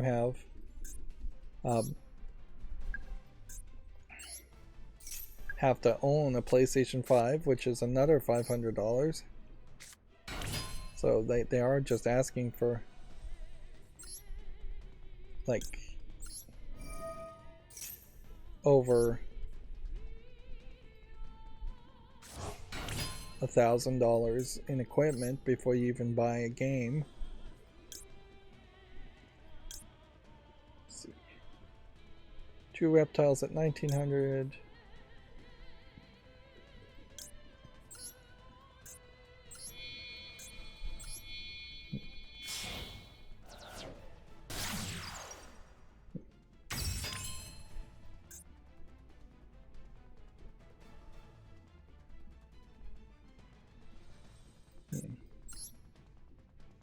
Yeah, I don't think I want to do anything more.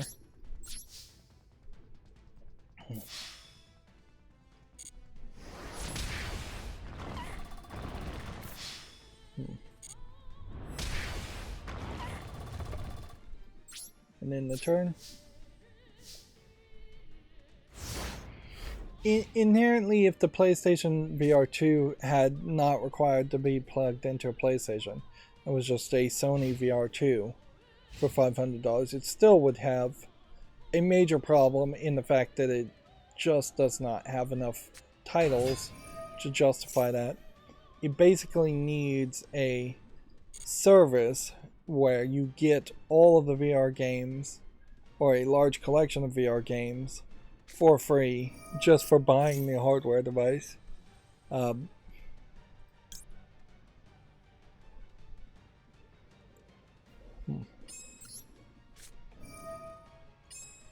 See how this works.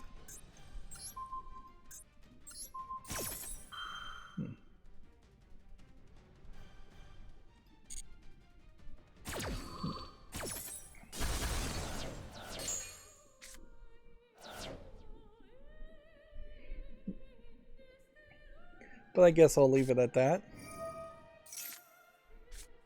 Next week's free Epic Games Store titles have leaked. Update Dying Light Enhanced Edition and Blazing Sails will be free next week. So they're giving out Dying Light Enhanced Edition right around the time when Dead Island 2 is coming out. So direct competition there, which is something we don't see a lot of in video games.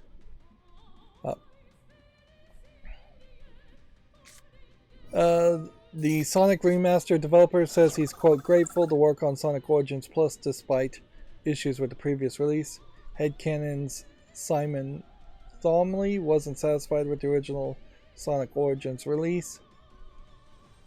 Which, okay. I think that's fair enough to say you weren't satisfied with the original Sonic Origins release, because I do think it had some emulation problems and wasn't quite...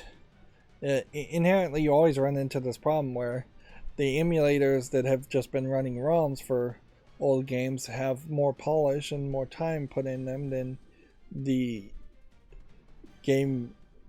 Sega would be willing to fund. So, but in general, I think they probably smoothed out enough of Sonic Origins to make it a good game. And now with Sonic Origins Plus adding some other old games, it'll be even slightly better. Although I think it's probably only slightly better, and it's probably a hard argument to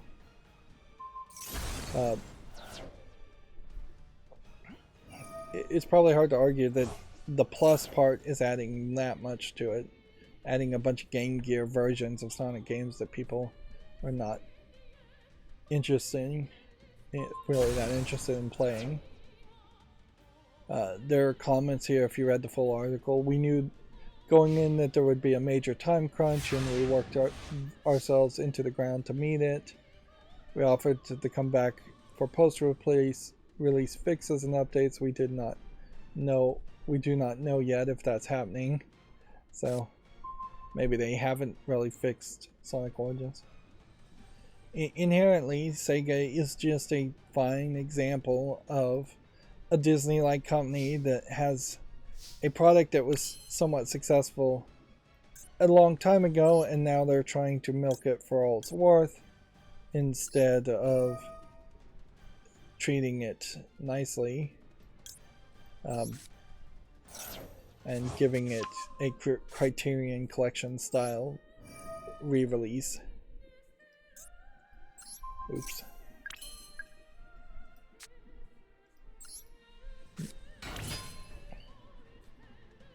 And yeah, that just always tends to happen, is that you have people at Sega trying to make a quick buck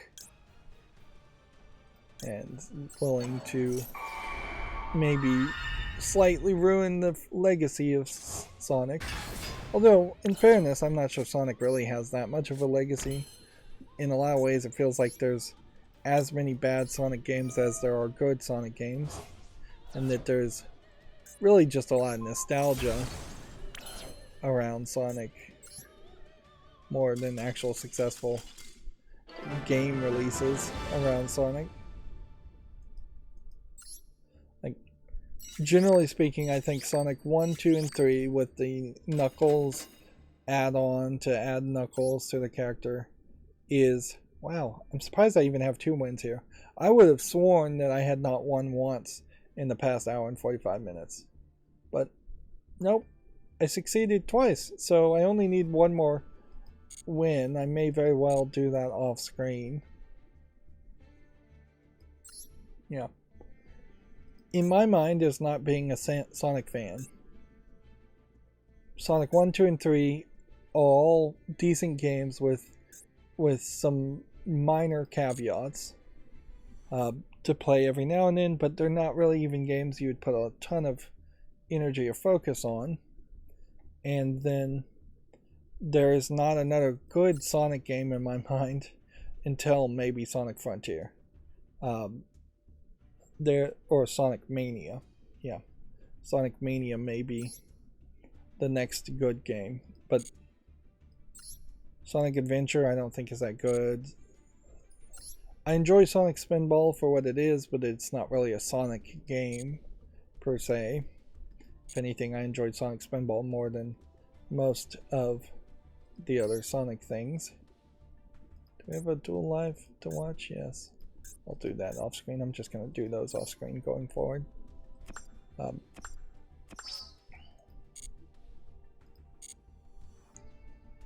But yeah. After Sonic 3 till Sonic Mania, you have 3 to 6 other games that are just not the quality experience we'd want. Let's turn on the blur here. They're just not particularly good quality experiences. And even when you're talking like Sonic Frontier, the most recent game, that's definitely trying to do something different. Once Sonic stopped being 2D and started being 3D, that's where it falls apart. And in a lot of ways, if Mario Brothers had stopped evolving after Super Mario World into Super Mario 64, then the Mario series would have been in almost the exact same situation as Sonic. Nobody would want to play 8-bit or even 16-bit graphics of a 2D Mario during that whole decade plus in which 3D was all the rave. And that really is where Sega dropped the ball. As soon as Mario 64 came out, they needed to have made something that really competed against Mario 64, and they probably tried, but they didn't really succeed. Moving on, we're done with Yu-Gi-Oh, so I'm going to focus on the news a lot faster here. The latest PlayStation 5 system update resolves a game library display issue. It's available to download now. I'm not sure what the display issue is, but the display issue isn't really the biggest of bugs. It's quoted as an issue in the game library where content was displayed incorrectly under certain conditions. That's very vague. I was running into a thing on Facebook, it seemed like, where for a brief time there, the thumbnails on Facebook articles and ads were displaying incorrectly. And I don't know if maybe somebody figured out some scam there, but you would just get a thumbnail for one thing and then click on it and get a completely different thing. And yeah, if YouTube had that kind of bug, that would be a major, major issue. Imagine clicking on a PewDiePie thumbnail and ending up on somebody else completely video. The Zelda Tears of the Kingdom Switch OLED is still available for pre-order at some retailers, which I don't know if there really would be too much of a limitation on pre-orders. There probably is a maximum number of that Nintendo would allow any company to pre-order, but it's probably not that low of a number. Let's see. The Mario movie has a post-credits scene that hints at a sequel, Chris Pratt says. Which, okay. I don't know if I really agree with the idea of kids' movies having post-credit scenes. If anything, even the post-credit scenes or mid-credit scenes in the Marvel movies were there really just to try to get people to sit through the credits. And I don't know if they really add too much or do anything like that. Certainly, if you were watching a movie on a DVD, you probably aren't going to sit through the credits the second time you've seen a movie. You would you just hit a skip button to the scene. It's impossible to know whether you want a sequel to the Mario movie until we see how good and well received the first Mario movie is. And meanwhile, you have Chris Pratt getting a lot of quotes here, which I guess he has to do that. Like, even though his voice acting is at controversy, he's also the main voice actor for the whole movie, so he's gonna go out there and push people to go watch the movie. So he is in this weird situation where he has to try and tease or convince people to go watch a movie when he is the reason why people are potentially not going to watch the movie. And yeah, we had Captain Marvel actress kind of in the same situation too, where she was promoting the Captain Marvel movie when it was coming out, and she was the reason why people weren't super enthused around that movie. And that didn't work out particularly well. Moving on, Video Games Chronicle says the first Last of Us PC patch focuses on stability and improvements. Naughty Dog also says it's working on more fixes and provides a list of known issues. In this case, you definitely need to put this in parentheses, so it's not the first last. It would be the first quote Last of Us PC patch. The patch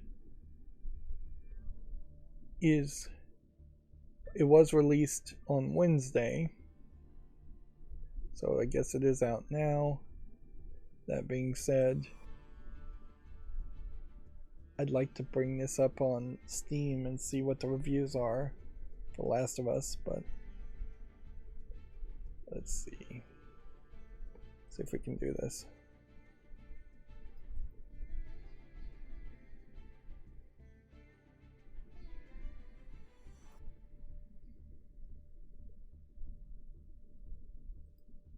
Yeah, that should work. So now it is up to mixed reviews, with 40% of 10,878 reviews being positive, which honestly, the scale is broken when 40% being positive is called mixed. But it was definitely mostly negative before.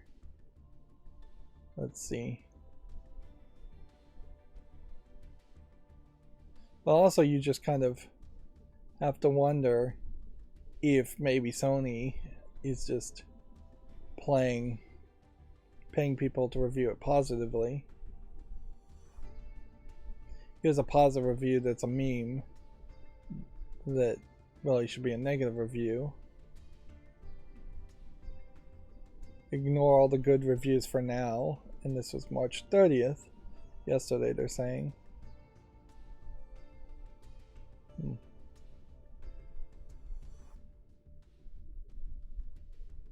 Hmm. What I'm not seeing is a lot of positive reviews saying the patch really fixed a lot of problems. And honestly, this didn't feel like this was a game that was getting alternating experiences with people, that maybe people with AMD CPUs were doing better than Intel, or people with NVIDIA GPUs versus ATI GPUs were doing better. It seemed very much across the board a case that it was crashing and having problems for everybody, much more than you would get from the 40% reviews being positive. If anything, this may just highlight that Naughty Dog or PlayStation, or just shills that want to review it, or trolls that want to review it positive, are still kind of a big problem. And the idea of a positive review bomb, which I would potentially suspect is happening here, is never been addressed by Steam. Like, Valve will claim negative review bombs fairly easily, often, in my opinion, inaccurately, but they have never claimed that somebody has positively review bombed things. A group of people, or people just being paid to positively review games on Steam.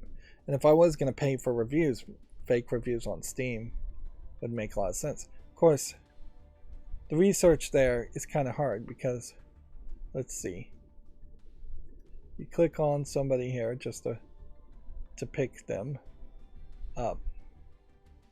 Then you see that they have 24 hours in the last 2 weeks, which is a lot of time.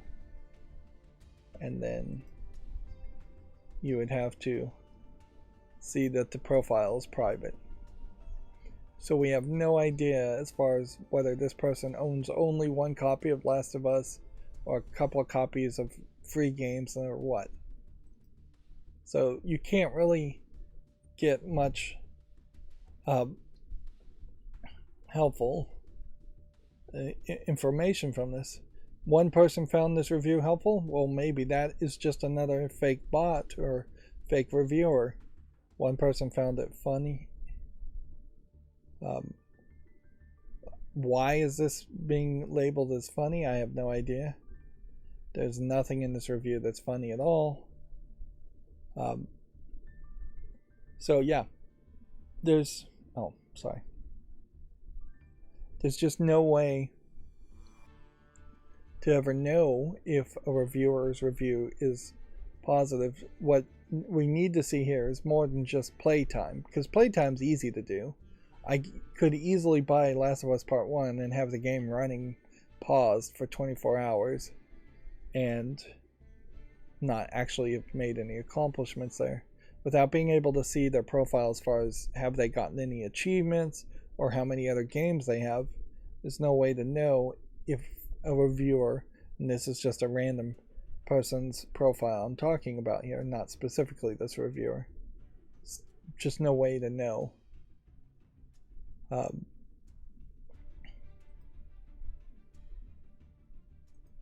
So yeah, there's room for improvement.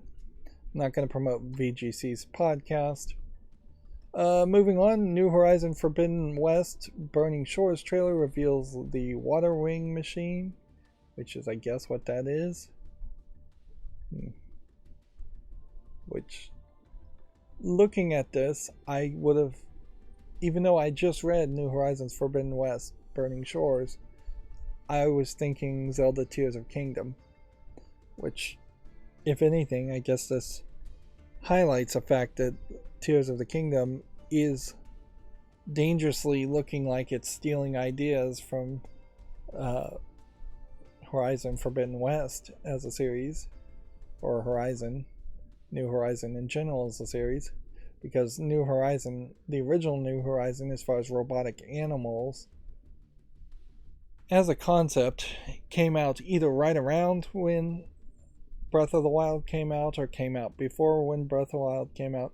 Maybe Nintendo was thinking this concept before and pitching that concept before, and that pitch idea got leaked out and stolen by New Horizon, it kind of doesn't matter.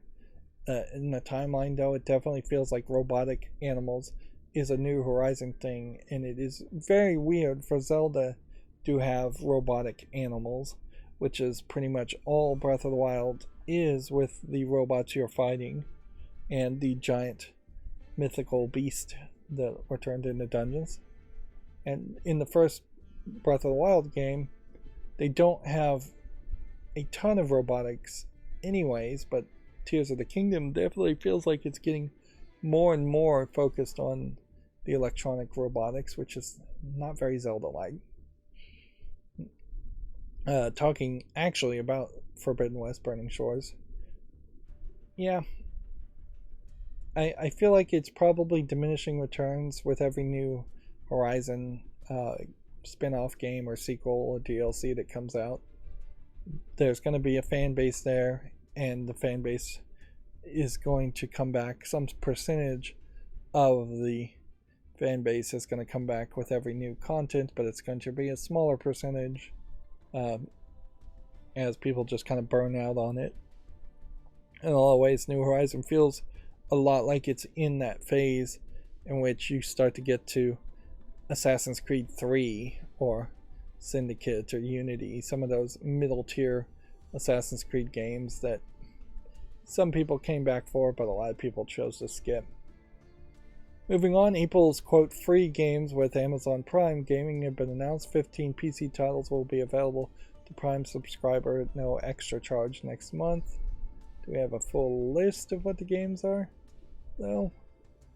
Wolfenstein: The New Order, Ninja Commando, Art of Fighting, The Beast Inside, Icewind Dale Enhanced Edition, Cross Swords, Ghost Pilots, Beholder 2, Terraformers, Metal Slug 4, Ninja Masters, Looking for Aliens, Grime, Sengoku, and Magician Lord. Most of these games I don't recognize, and pretty much none of them are Steam codes anymore. It's all the Amazon Games app, which the Amazon Games app as an extra launcher has done nothing to interest anybody. Like, I don't think I've ever talked about a single article to say anything about the Amazon Games app.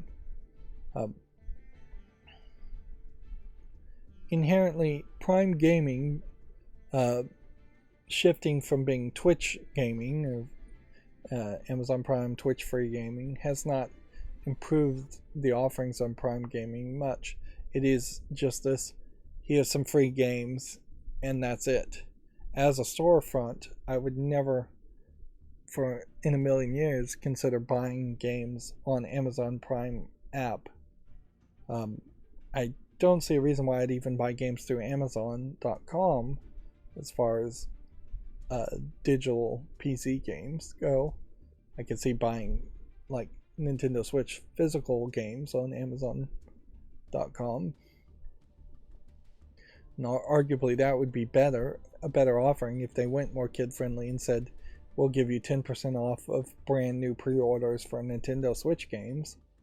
And they competed more with the likes of GameStop and less with the likes of Steam or even the Epic Game Store. Moving on, Disney Dreamlight Valley's Lion King update arrives next week. The update 4 adds new characters, a new realm, and the Disney park themed items.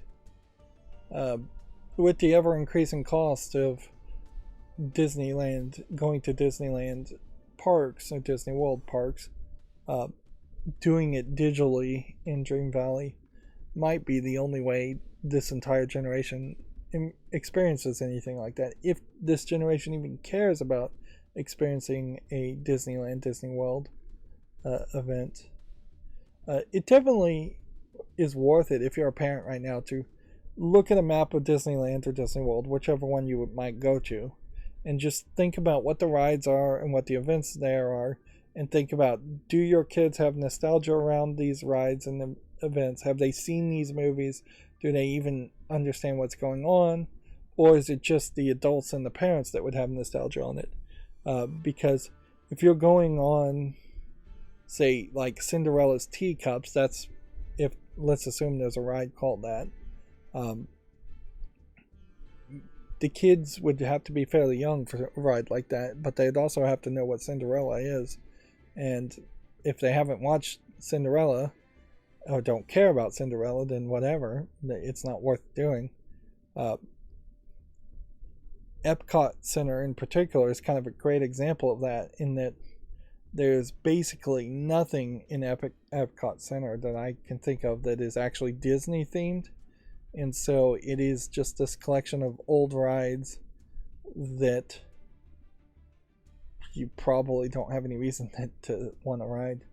If you actually want to ride the rides, it depends very much, do you want to ride the rides or not, because there's also the split between, do kids who go to Disneyland want to see the characters, or do they want to ride rides? And I think adults probably want to ride the rides more than the kids who would just want to see the characters. And very possibly they want to go to the Harry Potter section and do the Harry Potter section, or the Star Wars section and do the Star Wars section, which, yeah, definitely means if you're nostalgic for the old Disney stuff, you're not going to really see much of that as a parent. The whole concept kind of falls apart. If I were Disney and I had infinite money, I would make smaller event centers almost around the country, around the world. And we would have, it would be like you take the Disney stores, which there's not a lot of those, and then you put a kind of almost like a Chuck E. Cheese style event center where you can have birthday parties and you have characters dressing up as Tinkerbell and things like that, and you really don't try to have rides which are expensive to maintain, or a lot of square footage and land that would be expensive to maintain. You have maybe a 3D theater, and maybe you have the theater tilt and simulate a roller coaster, and that would be the one ride. But by making a Disney event center next to a Disney store to sell a bunch of Disney products, the amount you have to travel and the fact that you have to spend 3 to 5 days to see everything goes away. So you could just go to a Disney event center like 2 or 3 times a year, and they could rotate out different like 4D style theater presentations, and you could have birthday parties there. That's definitely what I would consider doing. It might definitely be a problem financially. Of course, there is also the fact that right now Disney and Florida are feuding. They be feuding, so I could see Disney Florida, Disney World, thinking about straight up moving out of Florida and doing things just differently, completely focusing on Disneyland instead. That would be a very slow, long process. And that would almost certainly make Florida a much worse place to visit as far as holidays go. That is probably a little bit of a derailment on my part, though, if I continue down that rant, so let's move on. April's Xbox Live games with gold titles have been confirmed. Subscribers can claim Out of Space and Peaky Blinders Mastermind. This Peaky Blinders based on a TV show that I never saw. Looks like 3 games. There.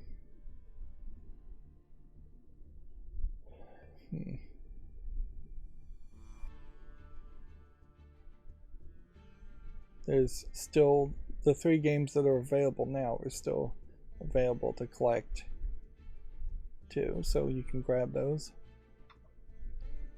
Arguably at this point, games with gold has nothing new to say or do, so it just maintains itself as being a decent offering for free games, but it's really not going to add any new features in favor. They will just add new features to the Xbox Ultimate Game Pass instead. This is an interesting twist. John Cena is being added to the PGA Tour 2K23. He'll arrive on the same day esports owns the PGA Tour game. EA's PGA Tour game is released, so it's direct competition here versus EA versus 2K, Electronic Arts versus 2K.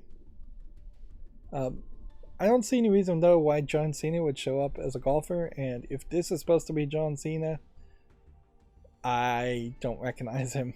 I don't think this character is actually supposed to be John Cena, unless John Cena has really toned down his muscle mass quite a bit around his arms. I've never heard anything though of John Cena being a golfer. I'm sure a lot of wrestlers might golf, although maybe not. They might not have the time for it with all the like working out they have to do.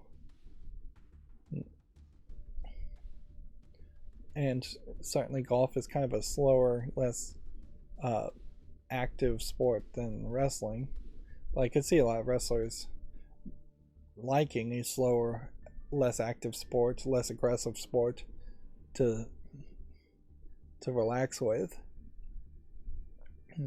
Golf overall, though, does not make a lot of sense to me. It takes too long, takes up way too much square footage to have the greens in the fields. It's an expensive hobby, really, for rich people that can't do anything physical. Golf has successfully convinced people that it's a sport when most physical sports would disagree, such as like bodybuilding, weightlifting, football, soccer, baseball. It's not as bad as potentially making something like chess, which is fully mental, an Olympic sport. But I don't even think golf is an Olympic sport, just because it's not that competitive and not much of anything. Golf almost certainly would not exist if it weren't a hobby picked up by rich people. And golf as a hobby was picked up by rich people almost certainly just to get away from their wives and children. Moving on, Video Games Chronicle says CD Projekt explains why the Witcher game Project Sirius has been seemingly restarted. Quote, it's better to cut costs early and even restart if needed to carry on, end quote. So there's a full article here. If anything, I think this is just perhaps an example of maybe not announcing Project Sirius until you are ready. I'm sure plenty of projects secretly are in development for 6 years or longer, and they just have always been in development in secret. So when they reboot it and restart, it doesn't become news. Whereas Duke Nukem Forever was announced early and then rebooted and restarted multiple times, and that's why it took like 25 years, I think is close to the right number for Duke Nukem Forever, or something to be called Duke Nukem Forever, to be released. Vampire Survivors wins the best game at the 2023 BAFTA Games Award. God of War Ragnarok won 6 awards. Do we have a full list here of the winners? Just the winners: God of War Ragnarok for animation, Final Fantasy XIV Online for evolving, game original property is Elden Ring, audio achievement God of War Ragnarok, game design Vampire Survivors, British game Rollerdrome, that one I don't recognize, artistic achievement is Tunic, multiplayer is Elden Ring, narrative is given to Immortality, performer in a supporting role is given to Laia Delon Hayes as Angerboda in Ragnarok. Music going to Ragnarok. the EE Game of the Year. I don't know what EE stands for. It was Ragnarok. Maybe that was the popular vote. Technical achievement given to Horizon Forbidden West. And then family game Kirby and the Forgotten Land. Debut game Tunic. BAFTA Fellowship is given to a Shuhei Yoshida, which this fellowship basically is a lifetime achievement award to a Japanese person. But noticeably here, you give a lifetime achievement award to a Japanese developer, and then you have Elden Ring games that were written by a Western writer and Final Fantasy XIV Online as the only games that actually are Japanese as far as winning things. Then Game Beyond Entertainment is Endling Extinction is Forever. That's an odd standout compared to the higher quality and better recognizable games like Ragnarok. Performer in the leading role given to Christopher Judge as Kratos in Ragnarok. There's definitely a danger of performers in leading roles getting lots and lots of awards over the course of the year because there's very few main voice actors in video games. And then best game given to Vampire Survivors, which that's a standout in that it's more of an indie game that really has a lot of popular support, popular reception. Roller Drum definitely stands out more than anything otherwise. If anything, though, I think this is kind of a great example of BAFTAs evolving and giving awards to video games instead of actively excluding awards, compared to something like the Oscars or Emmys, which really should probably have video game categories of some sort in which they give out awards. Of course, the BAFTAs aren't really establishing themselves as being the authority as far as game awards. If, for instance, Famitsu gave out annual awards, that would have a lot more prestige than BAFTA does, even though BAFTA's been doing it for a while, giving out game awards. And BAFTA's been giving out awards for other things for a very long time. Let's see. A God of War Ragnarok Kratos actor calls for an end to console wars. Give each other a break, says Christopher Judge. Was this in the BAFTA awards exception, fans? Thank you, fans. Yeah. Be easier on each other. You all have more in common than what separates you. No matter what platform you love, no matter what game you love, you're still a part of the gaming community, and give each other a break. I guess should give each other a break. Might be what he meant to say.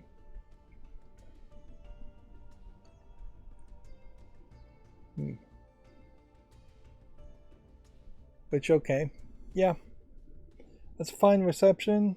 It gives video games Chronicle an excuse to point back to this issuing a statement calling for respect, which, yeah, that was a messy situation if I recall correctly too. The truth of it is I really question how much console wars are really going on, or how much console wars have been going on even in the past 15-20 years.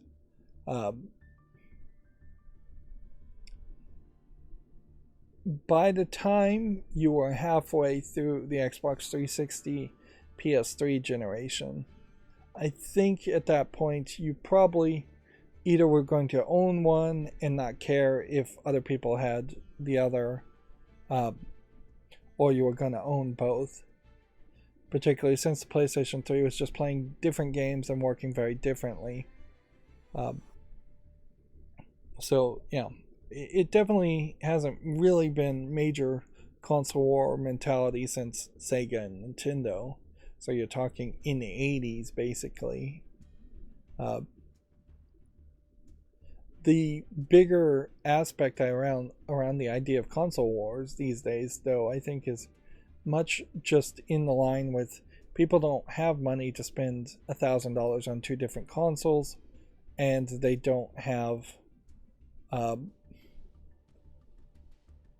and that would be the only reason why you'd really have preferences there, and they still don't probably have PCs also.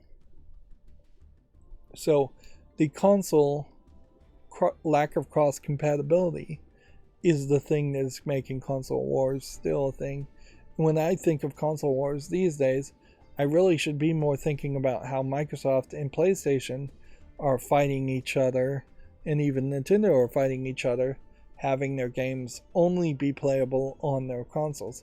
Ideally, we are well past the point where you should be able to buy a disc or a cartridge and it would plug in and play a PlayStation version of the game or an Xbox version of the game or a Nintendo Switch version of the game. And really, the physical thing you're buying should include the install files for all three of those consoles. And there should be inter-platform, inter-console compatibility instead of potentially buying a PlayStation version of Ragnarok and then a PC version later on Ragnarok. And it would be nice if there was a law that kind of forced that to happen.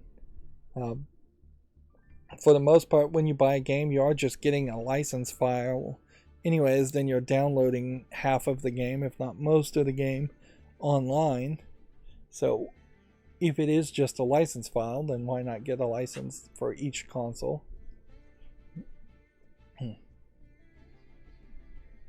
Yep. But that's really where the console wars are, in my mind. It is consoles fighting each other for the attention of the consumers. I doubt very many consumers, unless they're just very young, are saying the PlayStation is better or the Xbox is better. Personally, as a PC gamer, I think PC gaming is best because it's cheaper and you're going to just be able to have more games and play more variety there. If you only care about playing Call of Duty games, then up until recently it would have always made a lot of sense to get a PlayStation 5. I did do some research as far as like Google Assistant and smart home devices, and it looks like the Xbox is considerably better as far as connecting to smart home assistants, where the PlayStation 5 really has very little interconnectivity into that. So it's still not particularly well connected even for the Xbox Series X, as far as a smart home device that you could do a lot through, but it does do Google Assistant routines, so you can do way more. The PlayStation 5 really just has an HDMI CEC pass-through, so if you have one remote controller, pressing the up, down, left, right arrow keys on that remote control will also control things on the PlayStation 5. That being said, PlayStation 5 still probably is your better bet if you want to actually play games, unless you absolutely love Call of Duty and Microsoft does acquire Activision Blizzard. But even at that point, right now, getting a PlayStation 5 would not be a terrible thought, and then waiting for the next Xbox to come out, because 10 years from now, the Xbox Series X will almost certainly be replaced with a new device. Otherwise, I don't know if there really is a great sales point to get an Xbox over a PlayStation 5 at this point. But almost 100% of what would dictate that decision is going to be, do your kids or do you have friends that are playing on Xbox or PlayStation? Or if you want the Xbox Game Pass Ultimate, I guess that also would be a sales point towards an Xbox. But if you really want to save money, you would then get the PC Games Ultimate Pass, or you would just buy things on Steam. So, yeah. And if you want a tightly controlled environment, because you're, say, transitioning kids away from the Nintendo closed walled garden environment, there really isn't a good option either way. Like, it is just the Wild West both on the PlayStation and the Xbox, so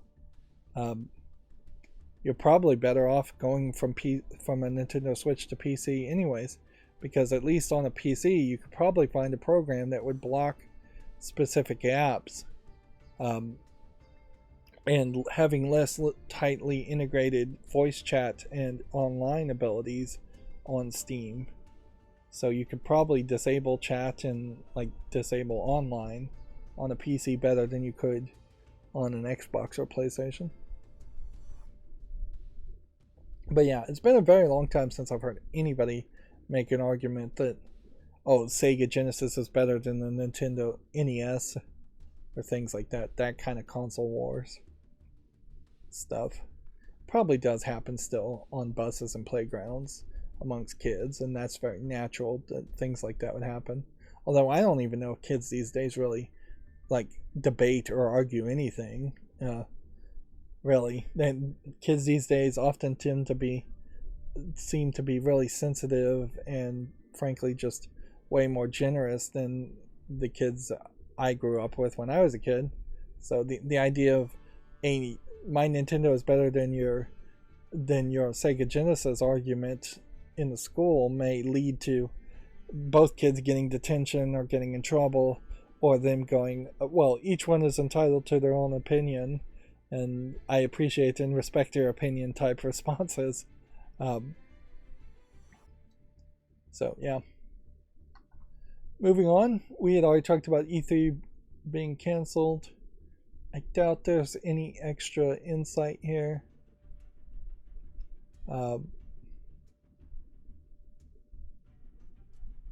There's some comments and statements, certainly, but no real insight.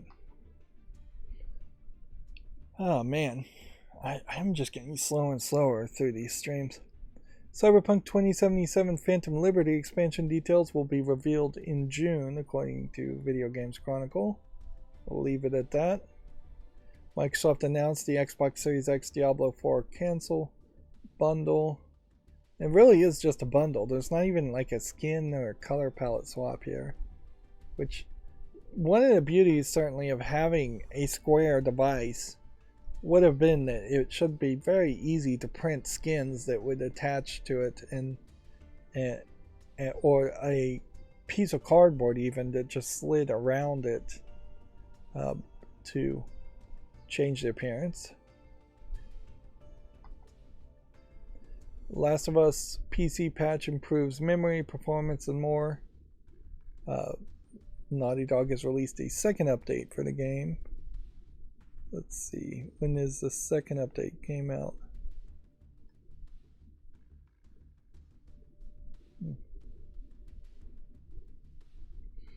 Like, they definitely just put out a buggy experience if they can put out 2 patches in less than a week. They didn't even really try. I don't know why you wouldn't have just delayed the game a week if that was the problem. That seems really dumb, and that may very well be PlayStation making a dumb decision. Apparently Capcom is warning RE4 remake players about a rare but critical progress bug. Plans to address the issue in an upcoming patch. If you obtain a specific key item after cutscene at the beginning of Chapter 12, please refrain from attacking with a knife until the notification for obtaining the item is displayed in the upper right of the screen. Let's see. So I assume this is a case where it's a knife that you unlock.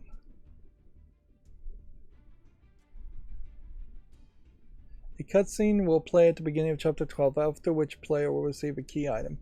Please refrain from attacking with the knife until the notification for obtaining this item.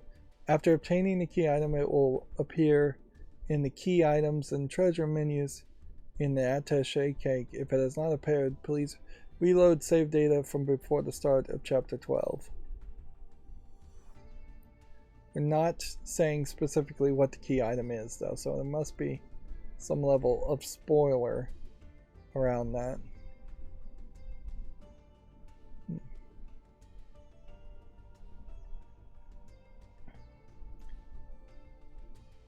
And yeah, it seems like they should probably just spoil what the key item is. Like, it can't be too much of a spoiler. It's going to be what, a key, more than likely.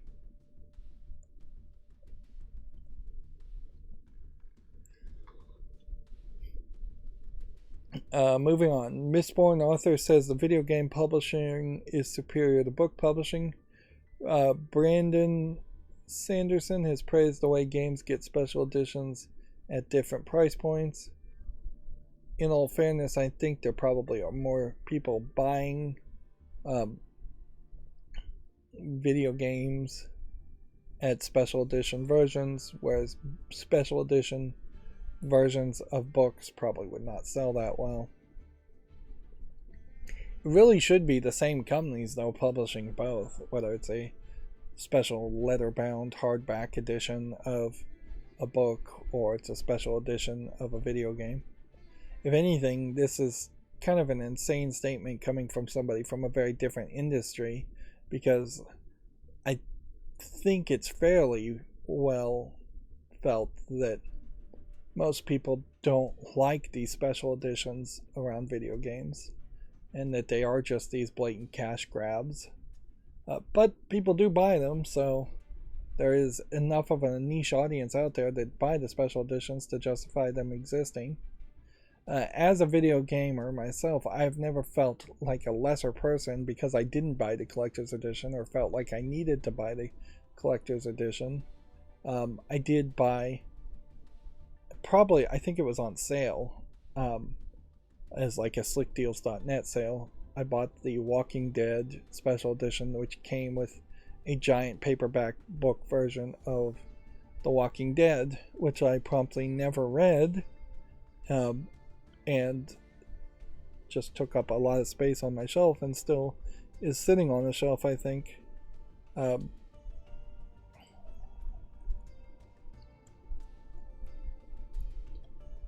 But yeah, that's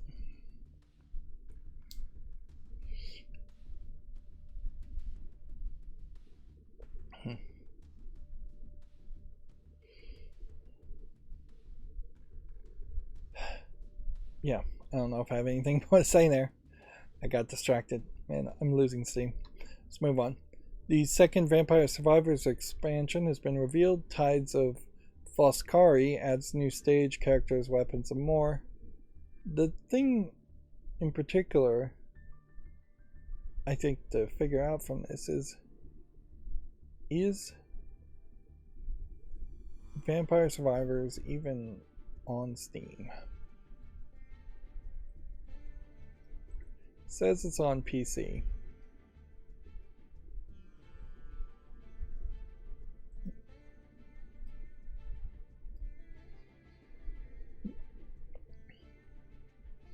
Vampire Survivors is on Steam, and it is totally a game I would have just totally dismissed. And yet, its overwhelmingly positive reviews allowed it to make it to the wish list. Although I really have to question, though, if I came back a year from now and this game was on sale, that I would buy it. I just don't think I would. It feels like this is a Warriors game done in 8-bit graphics, selling to a Western audience more that don't know Warriors games exist. It is a top-down twin-stick shooter game, so there might be something more to it, but for as much as I've heard people talk about this game, and for its overwhelming reviews, visually it is just selling itself terribly with its screenshots. Moving on, we have two more Video Games Chronicle articles.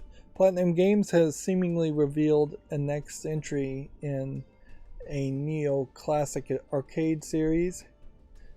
This being said, this could be a April Fool's Day joke. In particular, any Japanese announcements today could be an April Fool's Day joke. I don't even know what the neo-classic arcade series is, so we'll just leave it at that for now. And then Final Fantasy XVI's DualSense features have been detailed and the game has gone gold. I don't think there really is a lot of hope, though, around Final Fantasy XVI. It's not getting really promoted by Square Enix when it really should have been, and it just doesn't feel like it is the next big Final Fantasy game. We may just never really see a next big Final Fantasy game too. It may be Square Enix is just not willing to fund the hyper overdevelopment of Final Fantasy games, and even Final Fantasy 14 or 15, whatever the last mainline game was, really struggled to have actual story in it instead of just having a really long grindy RPG experience. Moving on, Gamester articles. PlayStation Plus monthly game lineup is here. We've probably talked about this already. Sackboy, Meet Your Maker, Tales of Iron, Guilty Gear Strive starter guide video, and DLC character Bedman. If you want to check out that. Edo Zero Zombie Uprising is launching July 13th for the PS5, Xbox Series, and PC. Or ED0. This is a kind of interesting looking zombie killer game. Zombie horde killer set in the Edo era of Japan. Graphics are a little rough though. It definitely feels more like a PlayStation 3 game than a modern game. A geolocation-based Nobunaga's Ambition Shutsujin, it should be Shusujin, has been announced for iOS and Android, which, yeah, probably isn't coming to the West. Zytrice details supporting characters and skill system. This is the first I've heard of this game. It looks like it is a very detailed menu dungeon crawler RPG game from the looks of it. It might be a mobile game considering the way it looks, but it kind of almost feels like it's more of a tablet game than a cell phone game. Feels a little Chinesey too, I would say, even though it's being published by NIS, which would be a Japanese company, but just the vast amount of text on screen is definitely something that would be a turn off if it did come to the West. A game called Rusted Moss launches April 12th for the PC. You journey across a desolated landscapes drenched in melancholy. Man, I'm just going to get more and more tongue-tied, it seems. Well, this looks nicely animated. I don't know if the actual game is going to look like that. No, it really isn't. It's more of a frustration platforming game where you're swinging and shooting, which that's the last thing you need is more things you have to do while platforming. It's the last thing I would want, at least. It might be exactly what people who like these types of games like. Also definitely feels like it's a Metroidvania of sorts. Yeah, definitely feels like a game that probably would only really be playable with a mouse, because you're going to need a lot of precision, fast movement. I don't think there's a controller setup. That's a shame, because you get these like animated cutscenes and they look slightly interesting, but then the actual game is just 8-bit graphics, pixely, and not anywhere close to what the teaser trailer images look like. Sword Art Online Last Recollection story and gameplay trailer are available. I don't think we particularly need to check that out. Let's see. Maybe a little bit, in the sense that I'd like to actually see what the animation style looks like in this Sword Art Online game, and I'd like to actually see sort of what the gameplay looks like.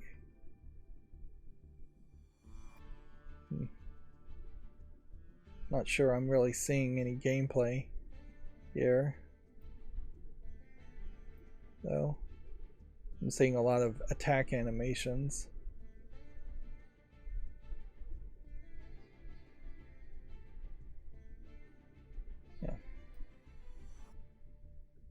So it is a more open world hack and slash action RPG game, I guess. Which that's the right way to go with a Sword Art Online game. Doesn't inherently mean any Sword Art Online games, this one or any of the previous, have been good or will be good. Though they should be good, and they should be 3D action experiences. Even at that, though, you really are just slapping Sword Art Online onto an RPG game that could have existed and had its own story and its own name, because the anime Sword Art Online really doesn't heavily lean into being an RPG experience as much as it is leaning into more character-driven drama, which would just get in the way of an actual RPG game. Moving on, RPG Maker Unite has been delayed to an unannounced date. This would have been the next version of RPG Maker to help people make low-effort RPG Maker games and sell them on Steam. Live A Live Remake is coming to the PS5, PS4, and PC on April 27th from Square Enix.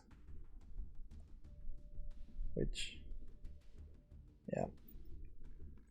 If you have nostalgia for Live A Live, that might be interesting to you. If you've never heard of the game, probably isn't interesting to you. Definitely looks like a bunch of 8-bit old school Final Fantasy type characters with that type of animation style. We have a game called Tray Racers launching April 13th for the PC and Switch. A cosmetics only supporters pack is at $5.99. So they're racing down hills on sleds or trays, like lunch trays or something. It doesn't look like much of a game, but maybe there's something there that would catch people's attention. Meet Your Maker has an early post-launch content roadmap being announced. If you want to check that out, I guess the first part of that though would be finding out if Meet Your Maker is well received, because it kind of doesn't matter if there's post-launch content being promised if nobody cares to play the main game. Evil Dead, the Game of the Year edition, launches April 26th alongside a Steam version. Even at this, there's definitely some problems with this screenshot, in that the guy who is this character, Ash, I think is his name, does not look like this image. This face doesn't look anything like this. In the Evil Dead, I think, TV series that's on Netflix, there was this Lucy Lawless character. I think that's who she's supposed to be, but it's hard to tell. In the TV series, there was a younger, like, of Mexican descent lady. I assume that's who this is supposed to be, but doesn't really make the most sense. And then I have no idea who this character is supposed to be. Now, if you only know Evil Dead the movie or Evil Dead 2 the movie, then 3 out of the 4 of these characters are going to be completely unrecognizable, and this guy's going to be somewhat unrecognizable. You also run into a problem as far as the last episode and the ending of the Evil Dead TV series takes them in a kind of completely different direction, which was a funny, interesting twist, but I don't know if it really would have helped them potentially get more seasons of the show. I actually did like the TV show. I think it, having more time, expanded on the idea of the comedy of a horror movie series like Evil Dead, and that's really what it is that it's a comedy with a lot of gore in it, or at least that's how the TV show was sold. The movies themselves, perhaps not intentionally comedic, but definitely comedic nonetheless. As far as enemies here, I don't recognize really any of these monsters. This guy may be from the TV show, but otherwise I don't recognize this person, this lady, or this person. And again, if you only know the movies, I don't know if any of these people are recognizable. I haven't watched the Evil Dead movies in a long time, so I don't recognize a lot here.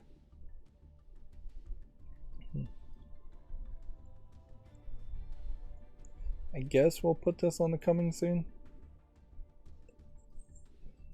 fall list. But see, this is much more in line with what he looks like now. I think his name is Bruce Campbell. And he kind of looks better the older he looks, frankly. Trying to depict him in his younger version, I think, is probably a mistake. Because he's aged fairly gracefully. As far as these screenshots, though, you're really not seeing a lot of gameplay concepts. It's not that good. And this is an online PvP game, so a Game of the Year edition PC Steam version of this is almost certainly going to dry up, and it's going to create a situation where maybe for the first 6 months people are playing this game online, but it's almost certainly not going to actually compete against something like Left 4 Dead or Dead by Daylight. Probably Dead by Daylight's a better example. A game called Wild Frost launches April 12th, according to Gamatsu, for PC and Switch. Take the elements into the tactical roguelike deck building. Okay. That might be slightly interesting. And I am just going forward and looking at some of these games and just putting them on the fall list when I get notification of something that looks interesting through Gamatsu. Savant Ascent Anniversary Edition has been announced for basically everything, including cell phones. I guess I have been saying basically everything when I should have been saying every console and PC and cell phones. This looks like it is a Castlevania clone. Looks like it's got a decent amount of polish to it. Also, Savant, meaning someone that's particularly good at everything, or particularly good at something, one thing.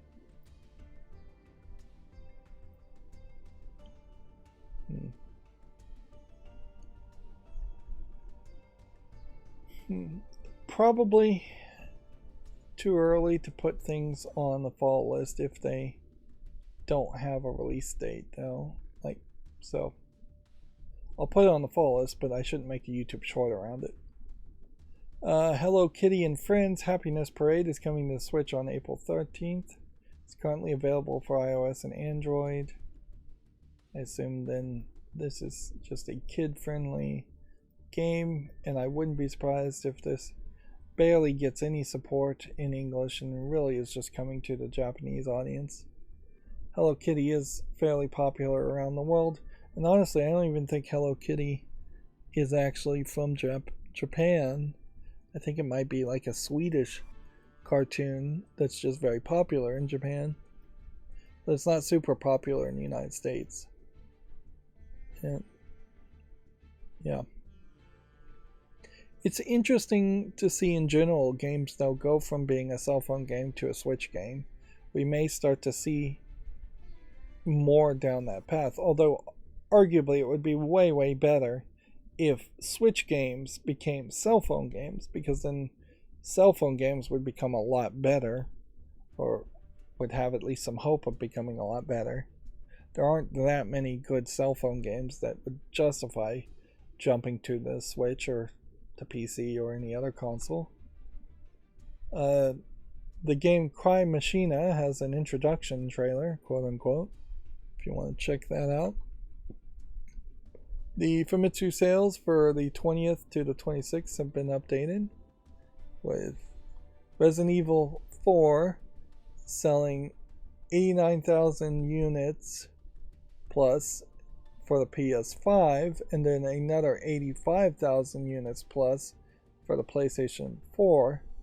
If anything, this is a great argument towards that accusation that in Japan, Sony has figured out a way to convince Japanese people to buy games that could have been bought on an Xbox on the PlayStation 5 because nobody in Japan has Xboxes. Outside of that, though, we have Atelier Ryzo 3 selling 31,000 units, less than half. And then for the PS4 version, 17,000 for Atelier Ryzo 3. And then for the PlayStation 5 version, only 14,000.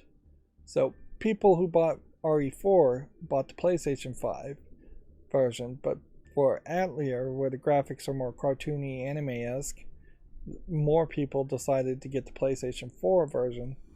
I wouldn't be surprised if there is a difference in price between the PS5 and PS4 version, or maybe just a difference in availability. Also, SD Gundam, Gal Guardian's Demon Purge sold 5,000 units, so very small amounts, and then SD Gundam Kamen Rider Rumble selling 5,000 units. Of course, R-Type Final 3 Evolved for the PlayStation 5 doing the worst in the 26th position. To highlight the sales difference here, though, you have 34,000 PlayStation 5s being sold compared to Series X selling exactly 450. The numbers are just orders of magnitude different. That being said, it's hard to claim that PlayStation has a monopoly on consoles in Japan unless you're saying they have a monopoly on high-end consoles, because the Switch OLED model still outsold the PS5, and adding the OLED model and the Switch Live together gets you close to 51,000, where adding the PS4 and PS5 together only gets you to 35,000, or adding the digital edition into that only gets you to 39,000. Of course, yes, Xbox doing terrible, and it's crazy that they're still even counting 2DS LLs as being sold. Moving on, Nobunaga's Ambition Awakening announced for the PS4, Switch, and PC. I feel like this is a different Nobunaga's Ambition game, because I think the other one was a cell phone game. This is a game that is very unlikely to come to the West, though, and less likely that I'd want to actually play it, since I just wouldn't understand it very well. We talked about the Xbox Live games free with gold. A game called D-Exit Eternal Matters launches April 14th, seemingly for every console and PC. Let's see, puzzle platformer it says it is. You've got this square blocky appearance, but it kind of looks like you're playing a stealth game more than anything. Visually, this does not look particularly interesting, like something I would want to play. It's like somebody's trying to make a Metal Gear Solid game, but only wanted to animate the minimal amount of pixel voxel images. E3 was cancelled. It was being reported by Gematsu also. We had to do what's right for the industry and what's right for E3, is the quote there. Infinity Strash Dragon Quest The Adventure of Dai launches this fall worldwide. More information to be announced at a later date. This, I don't know what this really is. It looks like an old 90s fantasy anime as far as the animation style.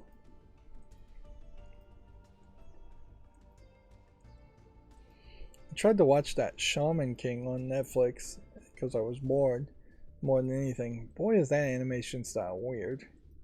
Just very short shonen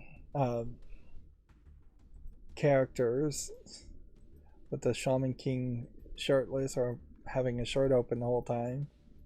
And then it's just like, it definitely feels like the Shaman King Netflix anime, if it really is a Netflix anime. I question that too. Is in an era in which there was a certain level of ridiculous animation where the characters were supposed to just be ridiculous.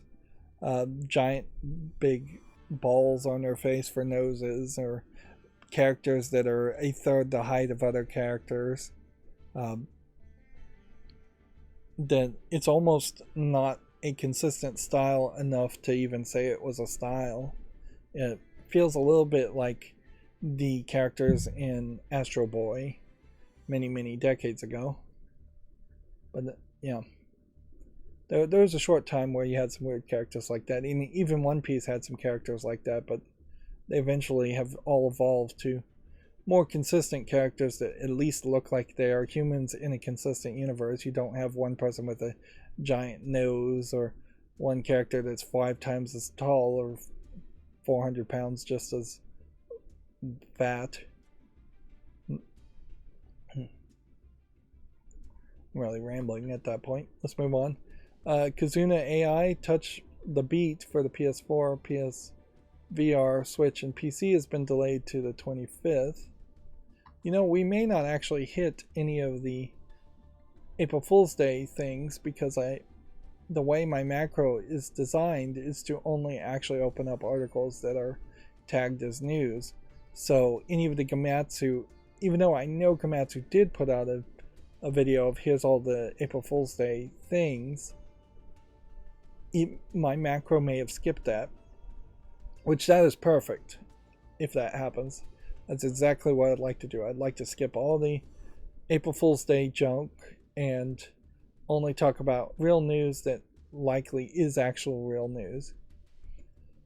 Tokyo Xanadu EX Plus for Switch has a gameplay trailer if you want to check that out.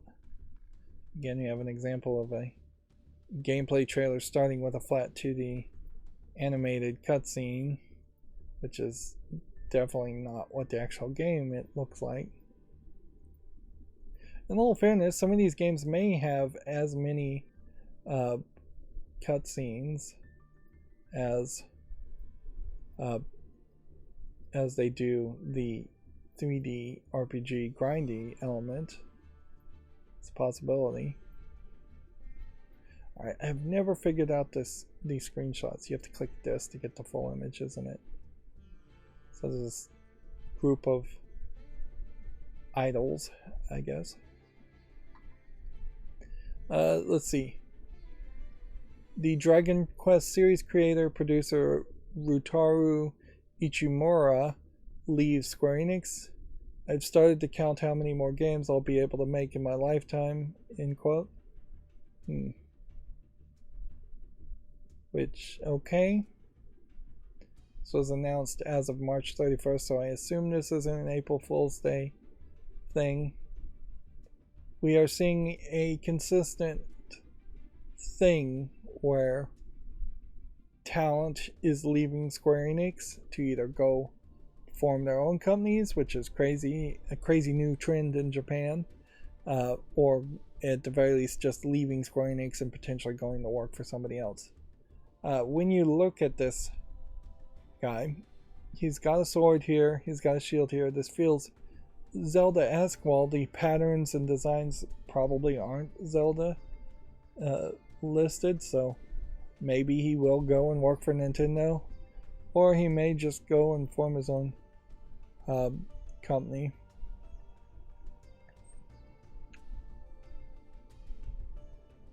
The quote is, "Once I can reset and reflect, I'd like to leave this blessed environment and explore what can be made if I dare to push myself to a higher risk environment." So yeah, that's a nice way of describing Square Enix. Certainly they call it a blessed environment. That being said, yeah, I wouldn't be surprised if the Japanese audience jumps over from Dragon Quest to a new series, no longer named Dragon Quest, but playing a lot like Dragon Quest. I imagine this is Dragon Quest props, come to think of it, which would look somewhat like that, wouldn't it? This might be an excellent opportunity if he makes a new game and it is just as good as Dragon Quest.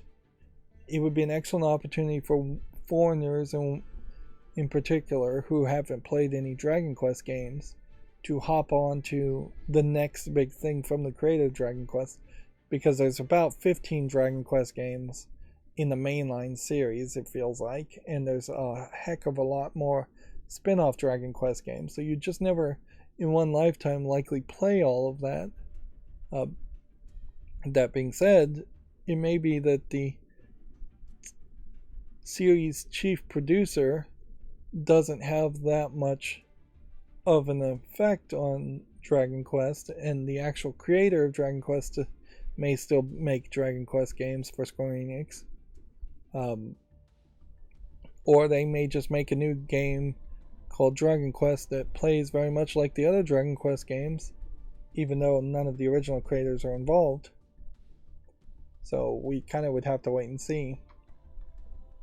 Moving on, Grand Blue Fantasy vs. Rising adds Siegfried, and the PlayStation 5 and PS4 online beta test has been set for May.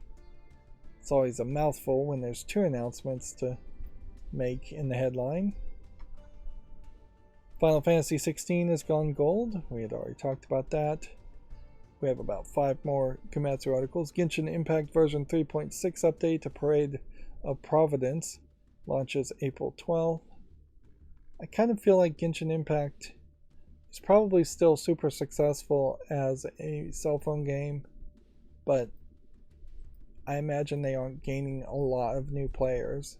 Or really, they're doing the World of Warcraft thing fairly well, in which they're maintaining their player base and satisfying their player base with new content, but I don't think Genshin Impact could do much to bring in new people. Let's see, we talked about the Vampire Survivors DLC being announced, so we don't need to go over that again. Landfall releases Landfall Archives for PC, a free collection of 23 unreleased game prototypes, creations from the totally accurate battle simulator studio that never made it off the shelf. Which, okay. I will make a YouTube short around that. It's probably not much of anything other than it's a collection of games that were shelved from a company that actually did sell a game, but in all fairness, when you're talking totally accurate battle simulator, that's not a highly polished game either. So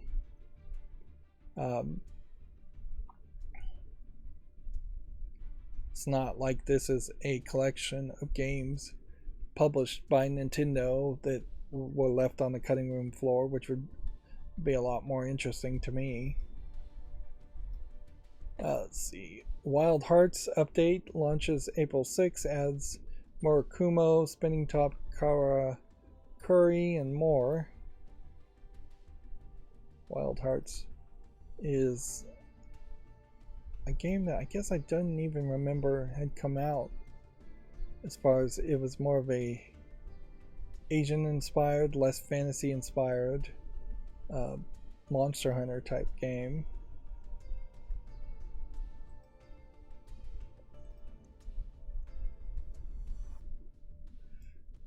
It's definitely a situation where this game might be hugely well received amongst people playing it, and it just may not be that many people playing it, or it may even be a case where people are playing it and just I'm not hearing that people are playing it. I still have a very wide disconnect with the gaming community, and I was going to try to address that a little bit more by seeing what were the top 10 games being played on Steam. Like, theoretically, I could probably load that page, and then every day is probably too often, but if I ran a macro to load the SteamDB information as far as the top 10 games being played, and then started to try and chart that over the course of the year, that might give me some more information. That'd be an interesting experiment to potentially do, but it is also an experiment that would take up time, and I just have so many other projects I should focus on first. Let's see, moving on, Fuga Melodies of Steel series creator Johan Garot has left CyberConnect 2. A new game company adventure begins next week. Let's see. He was also the game designer for Final Fantasy VII Remake and Dragon Ball Z Kakarot, so he's got quite the pedigree behind him. He's going to start a new job at another game company next week. He assured that he left CyberConnect 2 on good terms, but sometimes you need to move on and think about yourself, is the quote. Which, if anything, this is kind of a great example of something that a lot of people don't feel comfortable doing, but something that most people probably should do, is leave one job for a potentially better job, because you tend not to get raises or promotions staying at the same job, particularly in the United States. Of course, you leave one job for another job, you may find the other job, the new job, is way worse.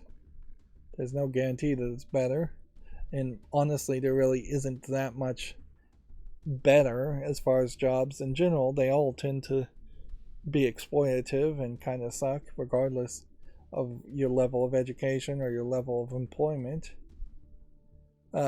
We do have the April Fool's Day compilation here, compiled all together as one. I think that is a interesting idea. Here you have an Aniplex video that's not available in my country, which is either Disney Twisted Wonderland or a Magical Motor Show or Aniplex Fate Grand Order.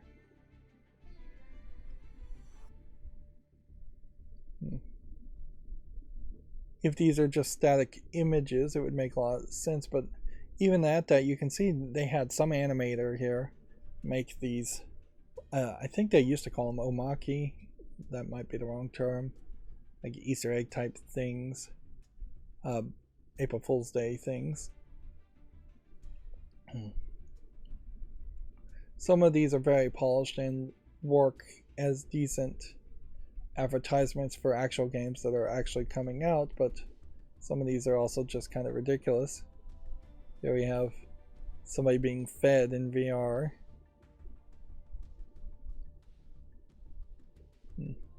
Generally, I'd like to see the Japanese audience abandon April Fool's Day as much as the West has mostly abandoned April Fool's Day. It stopped being something that was fun a long time ago, and I'm not sure it ever actually was fun. I think the joke here is an animator has added himself into the anime game.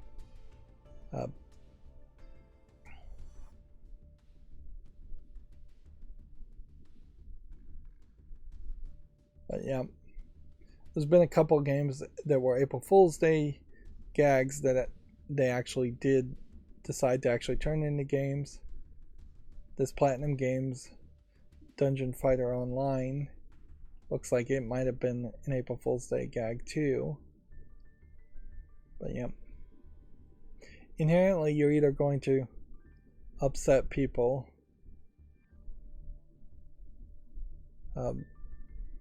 because you're lying to them, or you're going to upset people because you promise something you're not going to deliver on. Apparently, Wizards of the Coast Magic the Gathering in Japan joked that it's the 300th year anniversary for Magic the Gathering. Which, yeah, what does that really mean? I would like to have seen all the work on these April Fool's Day jokes instead be put into efforts to better improve each of these individual companies' actual products available for sale, particularly when you talk about Japanese products. It's like you do have a lot of Japanese products that don't have as much budget and aren't quite as polished as, say, an Electronic Arts or 2K game or a Microsoft game that just has infinite money. And then our last Gematsu article says Rune Factory 3 Special Golden Memories Edition has been announced for North America. It's a collector's edition set, obviously. Which, yeah, it looks nice and all, but I don't know if there's any need for any of that. Let's start burning through the games that came out on Steam. This looks like this is a puzzle game around urban traffic planning for cars. So I'll give that a chance. Mars colonization. I think we could probably say no to that. Robot lawnmower. I don't think there's an argument towards that too. Mowing the lawn in general, I just don't think is an activity anybody really wants to do in a video game. I'm making an assumption there, but I think it's a pretty good assumption. This looks like this is an early access Korean game that's online. I'll give it a YouTube short, just out of an abundance of caution. Marvelous Marvels. Put that on. We may run into an adult game at any point here. This looks like a pirate-based point-and-click adventure. It's not an adult game though. Boom Royale. And unless there is a case where nothing is allowed out on April 1st on Steam, we probably are going to have a ton of April 1st day games coming that we either talk about today or tomorrow. Here we have a game called Forbidden Dojo, 3D CGI Asian lady with green lipstick taking up most of the screenshots, but at some point the game does seem to have her actually fight ninjas too, or it looks like that at least. It's actually just a visual novel, so you're never actually controlling the characters. That is inherently the problem with visual novels, though. When they're 3D CGIs, they look like they're a video game when they really aren't. $8.79 English only for Forbidden Dojo. That doesn't seem like much. You know what interests, what's weird is that there never has really been an adult game where you're just doing kind of a walking simulator where events happen in certain areas and you just walk around an area and pop your head through a door and then you see somebody in a state of undress doing something adult. It probably would work fairly well, depending on whether you could get the scenes to be scripted by a specific time or whether you would just have the scenes playing over and over again, which would be less interesting. There is similar kinds of ideas in some like choose your schedule visual novels. I'm sure there's maybe a couple of those that are adult too. Fisherman in the Sea will give a chance to that. Of course that would take work, and the whole point on these adult games for the most part is to not actually put any work into it. Here we have a game called Troublemaker. Looks like a beat 'em up game. Might be something. Cube Roller. It's like a 3D puzzle game. I'll give that a chance. It's probably nothing. Island Bender. I'll give that a chance. I really am running behind today again, just perpetually behind. 3 hours and 14 minutes in. So with that idea, I'm going to not be particularly harsh when curating these games and instead move on. This looks like a bunch of Pokemon images have been stolen, or somebody's pixel characters have been licensed or stolen.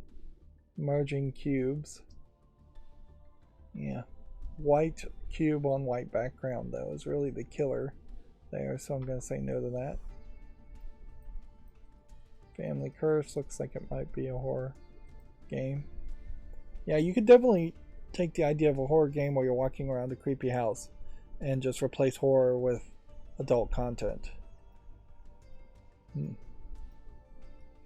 Like, particularly if you were going with like a BDSM idea and it was just like people chained to the walls, chained to devices. Guess this is no on that game. You could even make a video game element where you're freeing the people chained to the walls if you wanted to go that route. Here's the landfall archives.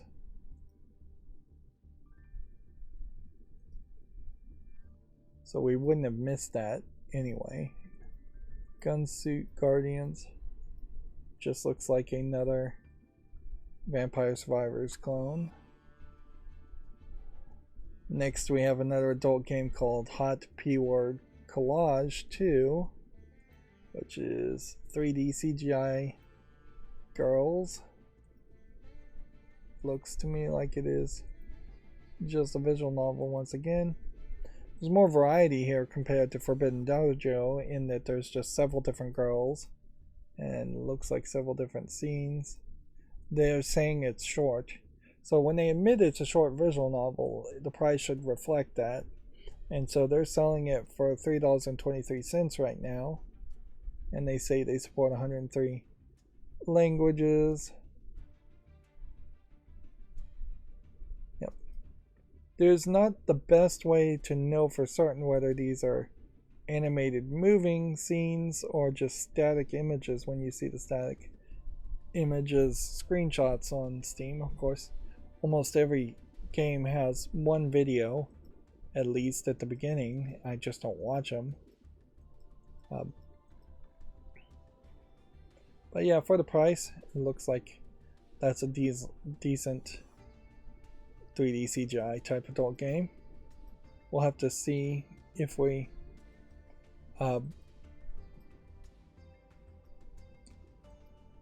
see any furry games or any 2D more colorful anime style adult games. Papa's Freezeria Deluxe. I'm gonna say yes to that just because I don't want to think about it. Ellie. It definitely is a problem.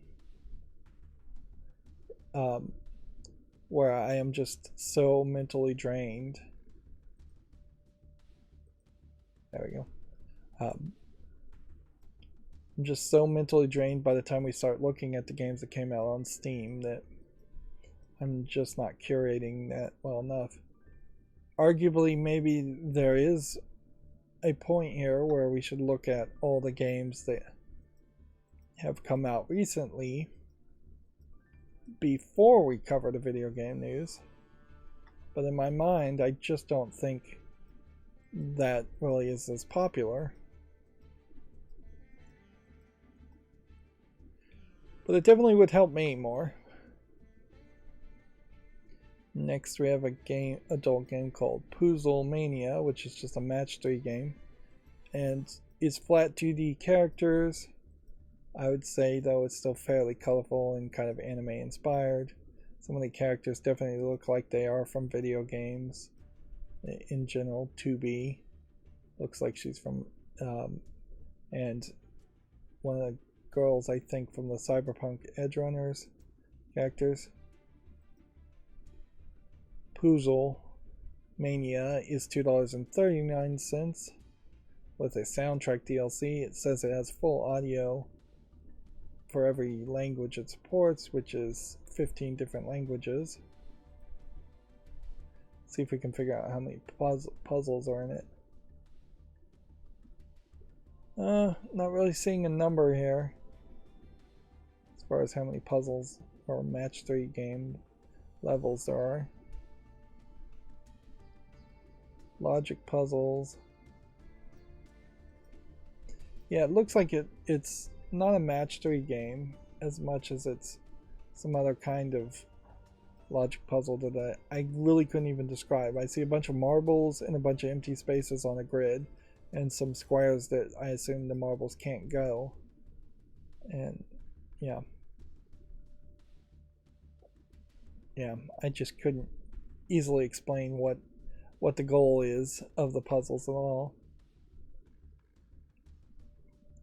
That being said, the next adult game we have here is called Pum Pum 2, which definitely looks much more like a match 3 game with some, again, flatter 2D characters, but still drawn more in a Western style, if I was to guess. And it is just kind of a random collection of characters. They don't really feel like they're all from the same world. And just like the previous game, it's really more of a distraction than anything.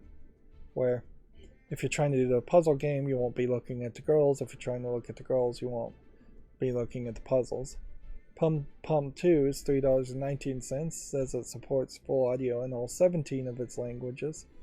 I feel like this is probably a game from the same publisher, but being I wouldn't say they are really flooding Steam with games, and I really couldn't say that they're crossing the line as far as adult level of content to the point where it's actually bad quality. I've definitely seen a lot worse. Here we have a game called Ferb, which looks like nothing. Betrayal of Blood, a Strength and a Virtue. The screenshot looks very interesting as a live action screenshot, but then when you see the actual game here and every other screenshot, it in no way connects. $5.59 English only. Not only do I not want to put those on the vault list, I like probably should give it a chance, but this is really bad advertising, frankly, to have such an incredibly like deceptive or different thumbnail from what it is. You know what, I'm gonna give it a follow just because I want to see if it gets reviewed poorly because of its deceptive thumbnail. I totally would expect a different type of game with that kind of thumbnail.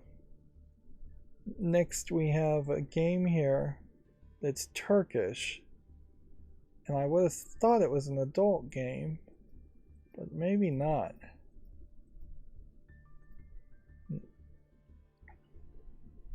Speed Dates Part 1, so it's being broken up, which is already a problem. It's a full motion video game, but it does seem to just show ladies sitting at the exact same table, which the speed dating concept isn't terrible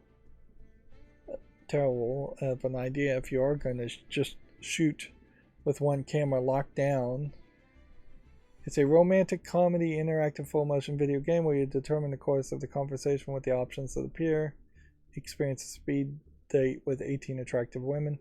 And see, honestly, it feels like this is what a Turkish person would do if they are trying to make an adult game but can't actually go into any like sex or nudity. So this may be technically a true adult game in the sense that it's an adults having an adult dating relationship. So for the problem here is it's also a fake relationship and fantasy fulfilling to a very small subset of people. I could see something like this, if particularly well done, could be educational for people learning to go on dates or be better at dating. But I doubt that's what this is at all. I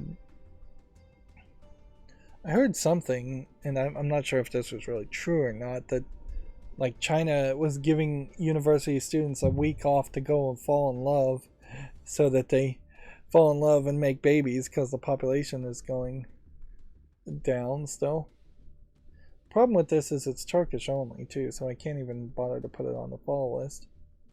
But the fact that it's part 1 is also an issue. Like it should be the whole game.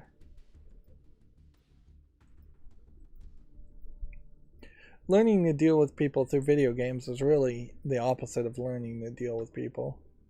Like, there is perhaps something to be learned as far as dealing with gamers as they're gaming, which is a very different experience than dealing with people outside of gaming. But overall, you would want to just have people go on dates and talk to real people and interact, not do it via video game. And I'm not well informed enough to say that maybe in Turkey dating is very hard or difficult or anything like that, but it's very possible it is very hard. And that, like, the first date, I know in Japan, if you have like a second or third date with the same person, you basically are engaged to them, and there is just this cultural aspect and pressures in which you, if you're going to date somebody, it becomes a much bigger thing than it really should be. This Hill Agency Purity Decay might be something. Next, we have another adult game this Friday called Aaron's Naughty Friday Prologue, which this is seems to be more flat, cut and pasted characters. It still feels like it's started off potentially with 3D CGI characters, but then it definitely feels like the images have been just flattened into a 2D character. I think this is another one of these games where she accidentally ends up naked and has to wander around the entire city trying to escape and not be seen, which is a fantasy I haven't seen that has been touched upon much in video games, but it's certainly a fantasy that could be touched upon more. It doesn't happen too often, even in porn, that I've seen, as far as just, oops, I've lost my clothing and now I have to be an exhibitionist or accidental exhibitionist. This is probably a prologue for the other game, but it is just nudity. Because of that pretense, there's no desire to engage in any other sexual activity other than nudity, if you're going to say nudity is a sexual activity, which is probably wrong. So you've painted yourself in a corner because of the accidental exhibitionism twist of the story, in that you can't really do much more. And I definitely think it's probably not that necessary to have a prologue for an adult game, which is just basically a demo, and they've somewhat leaned away from the idea of calling demos prologues, even though that was fairly popular a month to a year ago.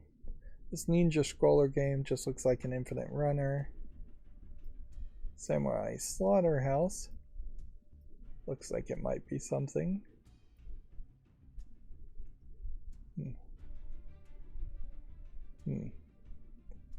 Is this an adult game? Well, technically it's not in the adult section, but I'm going to make an executive decision and say yes, it is. This is English full audio, Italian language, and Japanese, which is all over the place.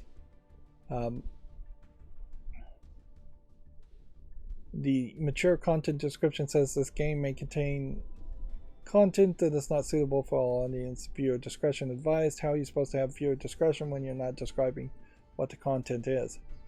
The name of the game is called Shrime, Shrime, The Curse of the Butt Eye, which is this like troll monster with a butt with an eyeball where an anus would be, or sphincter would be. And this is just like a troll horror game, as best I could describe it. And this is still March 31st, as far as its release date. But nothing's really stopping anybody from putting a joke troll game on Steam for March 31st in anticipation of April Fool's Day. So this is like an Asteroids game. It's a weird art style to pick for an Asteroids game. It's too visually polished in the background when you really should just have a black background or a white background if you're going to run back and forth and shoot. Overall, I think that's kind of all this game is anyways, though, is that you have different locations and you're going back and forth, left and right, to shoot flying monsters. So I'm going to say no to that. Delta Tile. Looks like a mini golf game. I'll give it a chance. I know there was a mini golf game probably 2 or 3 years ago that was fairly popular. Into the Backrooms is yet another one of these meme games. B Rock. Doesn't look like anything. Betten Brutal. Looks like it's a parkour game. I'll give it a chance. Alright, we only have 2 more games to look at. Good. So, next we have an adult game called Hot Secretary Puzzle, which is just a square puzzle with 3D CGI lady. One lady basically with red hair in different poses and states of undress. Not really much there. Doesn't seem like at this rate we're going to see anything that's super anime as far as adult games go. Hot Secretary Puzzle is $1.33. English only. Claims to have full English audio. I question that. And then our last game that come out on Steam is Shukuchi Ninja, which doesn't look like anything. Alright, well, the good news is we probably aren't going to stream for 5 hours here. We just have a few more things to look at and then we'll be done. The bad news is on Monday we probably are going to have to go through a lot of April Fool's Day-esque either posts in news sections or games that came out on Steam. I don't think we're quite at the point where I would think there's anything fishy going on as far as the adult section not showing anything that's more Japanese centric, but we'll keep an eye out next week, and if nothing came out at all next week, that would be a little suspicious. If anything, even the Japanese announcements on Gametsu for adult games seem like they're getting scaled down a little bit. There's just less of them getting published. And that's probably more to do with censorship than desire of the artist to make less of the adult games. Anyways, we have the GameDeveloper.com articles. Disney had shut down the Metaverse division as part of the larger company layoffs. They also probably laid off a lot of people that were in charge of things that might be interesting to mention if you went through all 7,000 layoffs. And I heard that one of the people who was at Marvel and somewhat a middle manager at Marvel, but had some influence and has affected the way Marvel comics have been done and the way the company has been run for a very long time, that he got laid off. So does that mean Marvel is all of a sudden going to be a different place to work at or a better place to work at? Very possibly not, but the bigger thing as an outsider you definitely can take from all of this, though, is Disney was allowed to acquire a lot of companies, and with every acquisition there is always the eventual layoffs. Like, acquisition never benefits employees or societies. And I've seen scientists straight up say that AI is just the latest red alert as far as how the labor market and the idea of people having to work to survive as a concept is falling apart in first world countries, and we really need to consider an alternative way to do capitalism or get away from capitalism in general, because the idea of needing humans to do things is quickly going away. And my suggestion always on that would be universal basic income fixes a lot of things. If all of a sudden the people working at Disney have passion and pride in the things Disney are doing, then you get a better Disney product. And if people don't have passion or pride, then they would just stop working at Disney.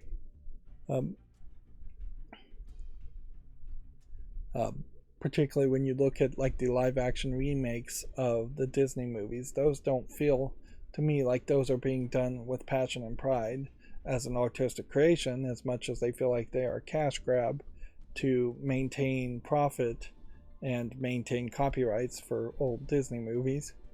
I don't even know if they're really maintaining the copyrights of old Disney movies by doing that. Moving on, we already talked about the PlayStation VR 2 may needing a price cut to stay competitive. We already talked about EA laying off 6% of the staff. If anything, I guess it is worth pointing out, though, that after Microsoft's laying off of people, that felt like that could have been the beginning of a trend of a lot more company laying off a lot more people, whereas it's been somewhat medium as far as the number of companies individually having layoffs to announce and how many people actually are getting laid off. It could definitely have been a lot worse. It could have been Microsoft lays off half of its employees and then Activision Blizzard lays off half of its employees. 6% here, 7% there is smaller. It's at least not in double digits. GameDeveloper.com has an obituary here for the Bubsy creator Mike Berlin, passing away at 73. His career spanned across decades and included titles such as the original Siphon Filter, Keef the Thief, and Zork. Zork, it's a pretty old game. And this is definitely the face of first generation programmers, basically. People who tended to be in dark rooms in front of computers their whole life, not particularly caring about their appearance or anything like that. Nerds. You just don't see that much in game development these days. If those nerds do exist, they're either hidden away or they just aren't getting the jobs in favor of better looking people getting jobs to look pretty in front of the camera. Like, this definitely is what I think of as far as a nerd and a computer programmer. Not that every nerd or computer programmer has to look this way, and this guy is also 73, so maybe he looked a lot better back in the day. But I definitely do have a bias when I see somebody that has colored hair and perfectly manicured fingers and like a man bun or something like that, and they're saying they're a computer programmer, because I just don't feel like computer programmers are obsessed about their appearance that much, and instead of being obsessed with programming. And particularly if you're a computer programmer and you're typing all the time, you probably wouldn't have a perfect manicure if that's really what you're focusing your energy on. A lot of Hollywood people have been hired to make Hollywood video game companies, which comes with that Hollywood vanity. Whereas if you made a video game company in the middle of the United States, you'd probably get a lot better programmers, or you'd have a higher chance of better programmers, but they would definitely not look like Hollywood people.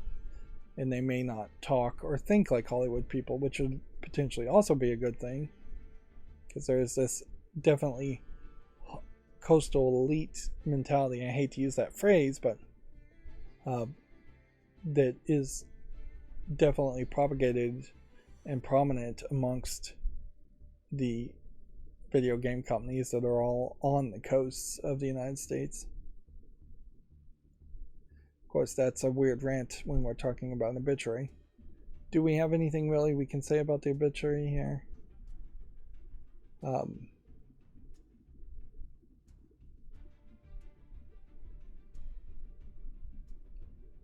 Not really. Doesn't seem like they say what he died from.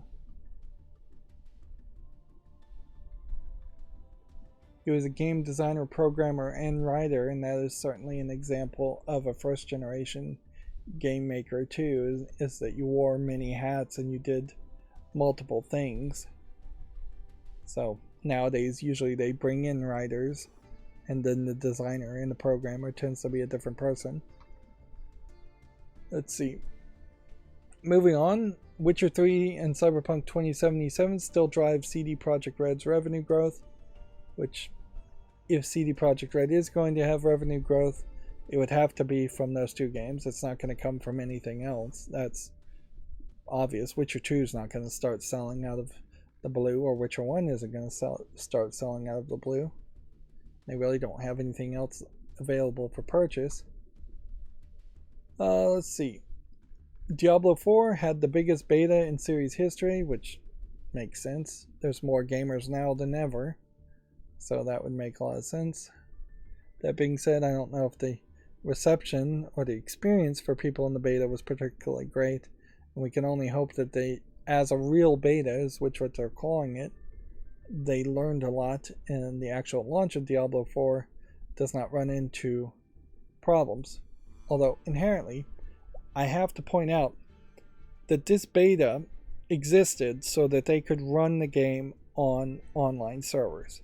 The entire fact that the game is online is up in question in my mind. Because, me personally, I just like to play Diablo 4 as a single player game. I don't need any of it to run on the servers. It could have just been programmed to run on my computer, and I'm sure it would have run perfectly fine on my computer. As far as the online aspect or multiplayer aspects, I don't even think Diablo as a series makes sense to have multiplayer characters. It makes a lot more sense that you'd be left to your own devices, or you'd have AI assistants that you would hire. But once you start to have multiplayer, you have potentially overpowered friends that could help you out, and then that takes away from the challenge of the game, and it just doesn't give that horror struggle aspect that you really should have in a Diablo series. Although, in fairness, you really shouldn't struggle that much with Diablo. Moving on, God of War Ragnarok was named Game of the Year for the BAFTA Game Awards. We had already talked about that. I don't need to cover it again. And then E3 has been cancelled from GameDeveloper.com, and the event's future has never looked more uncertain. This marks the third time the event has been scrapped in 4 years. Okay, and then we've got some follow list cleanup. Dino Goth. That's a Tamagotchi-like game. I'm going to go ahead and put this on the wish list because it is positive and it is over 30 reviews. Plus, it's a niche game. Anyways, as a Tamagotchi-like game. Would I ever actually buy this game for $1.99 and play it?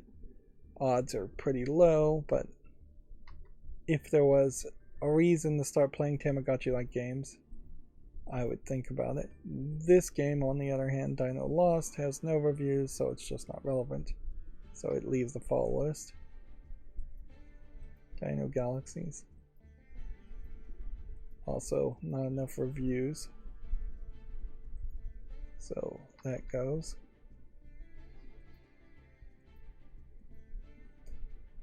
There's certainly a thought that I would have had, this one's still in early access since 2021, that all kids would have been into dinosaurs and like super obsessed with dinosaurs for 6 weeks to 6 months.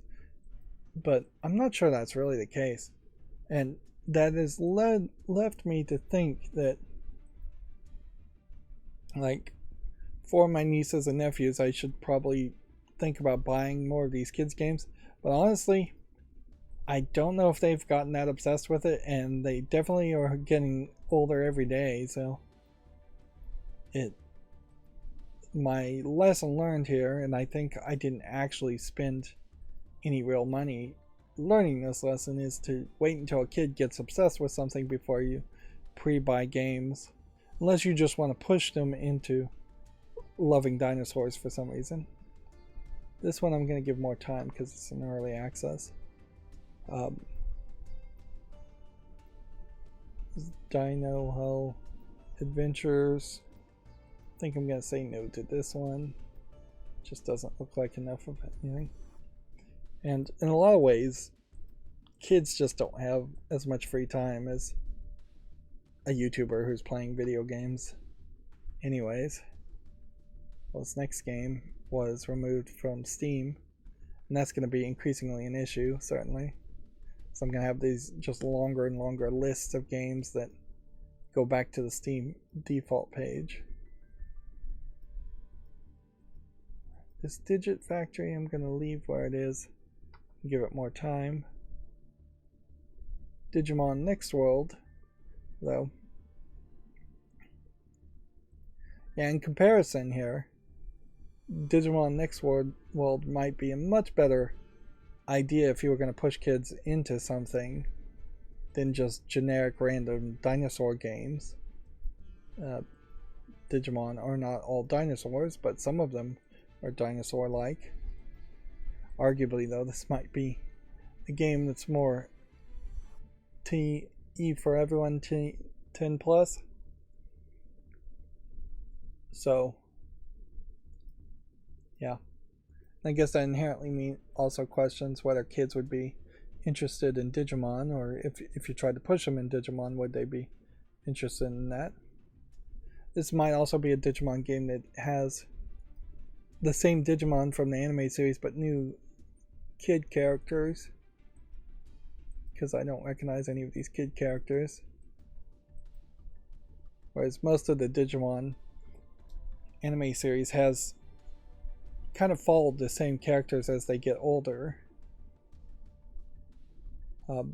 somewhat, or they swapped between one generation to the next generation and then back to the previous generation. Die Frosty puzzle game. I think we can say no to this, just because in general I don't think there's quite enough here. It's just like a puzzle platforming game.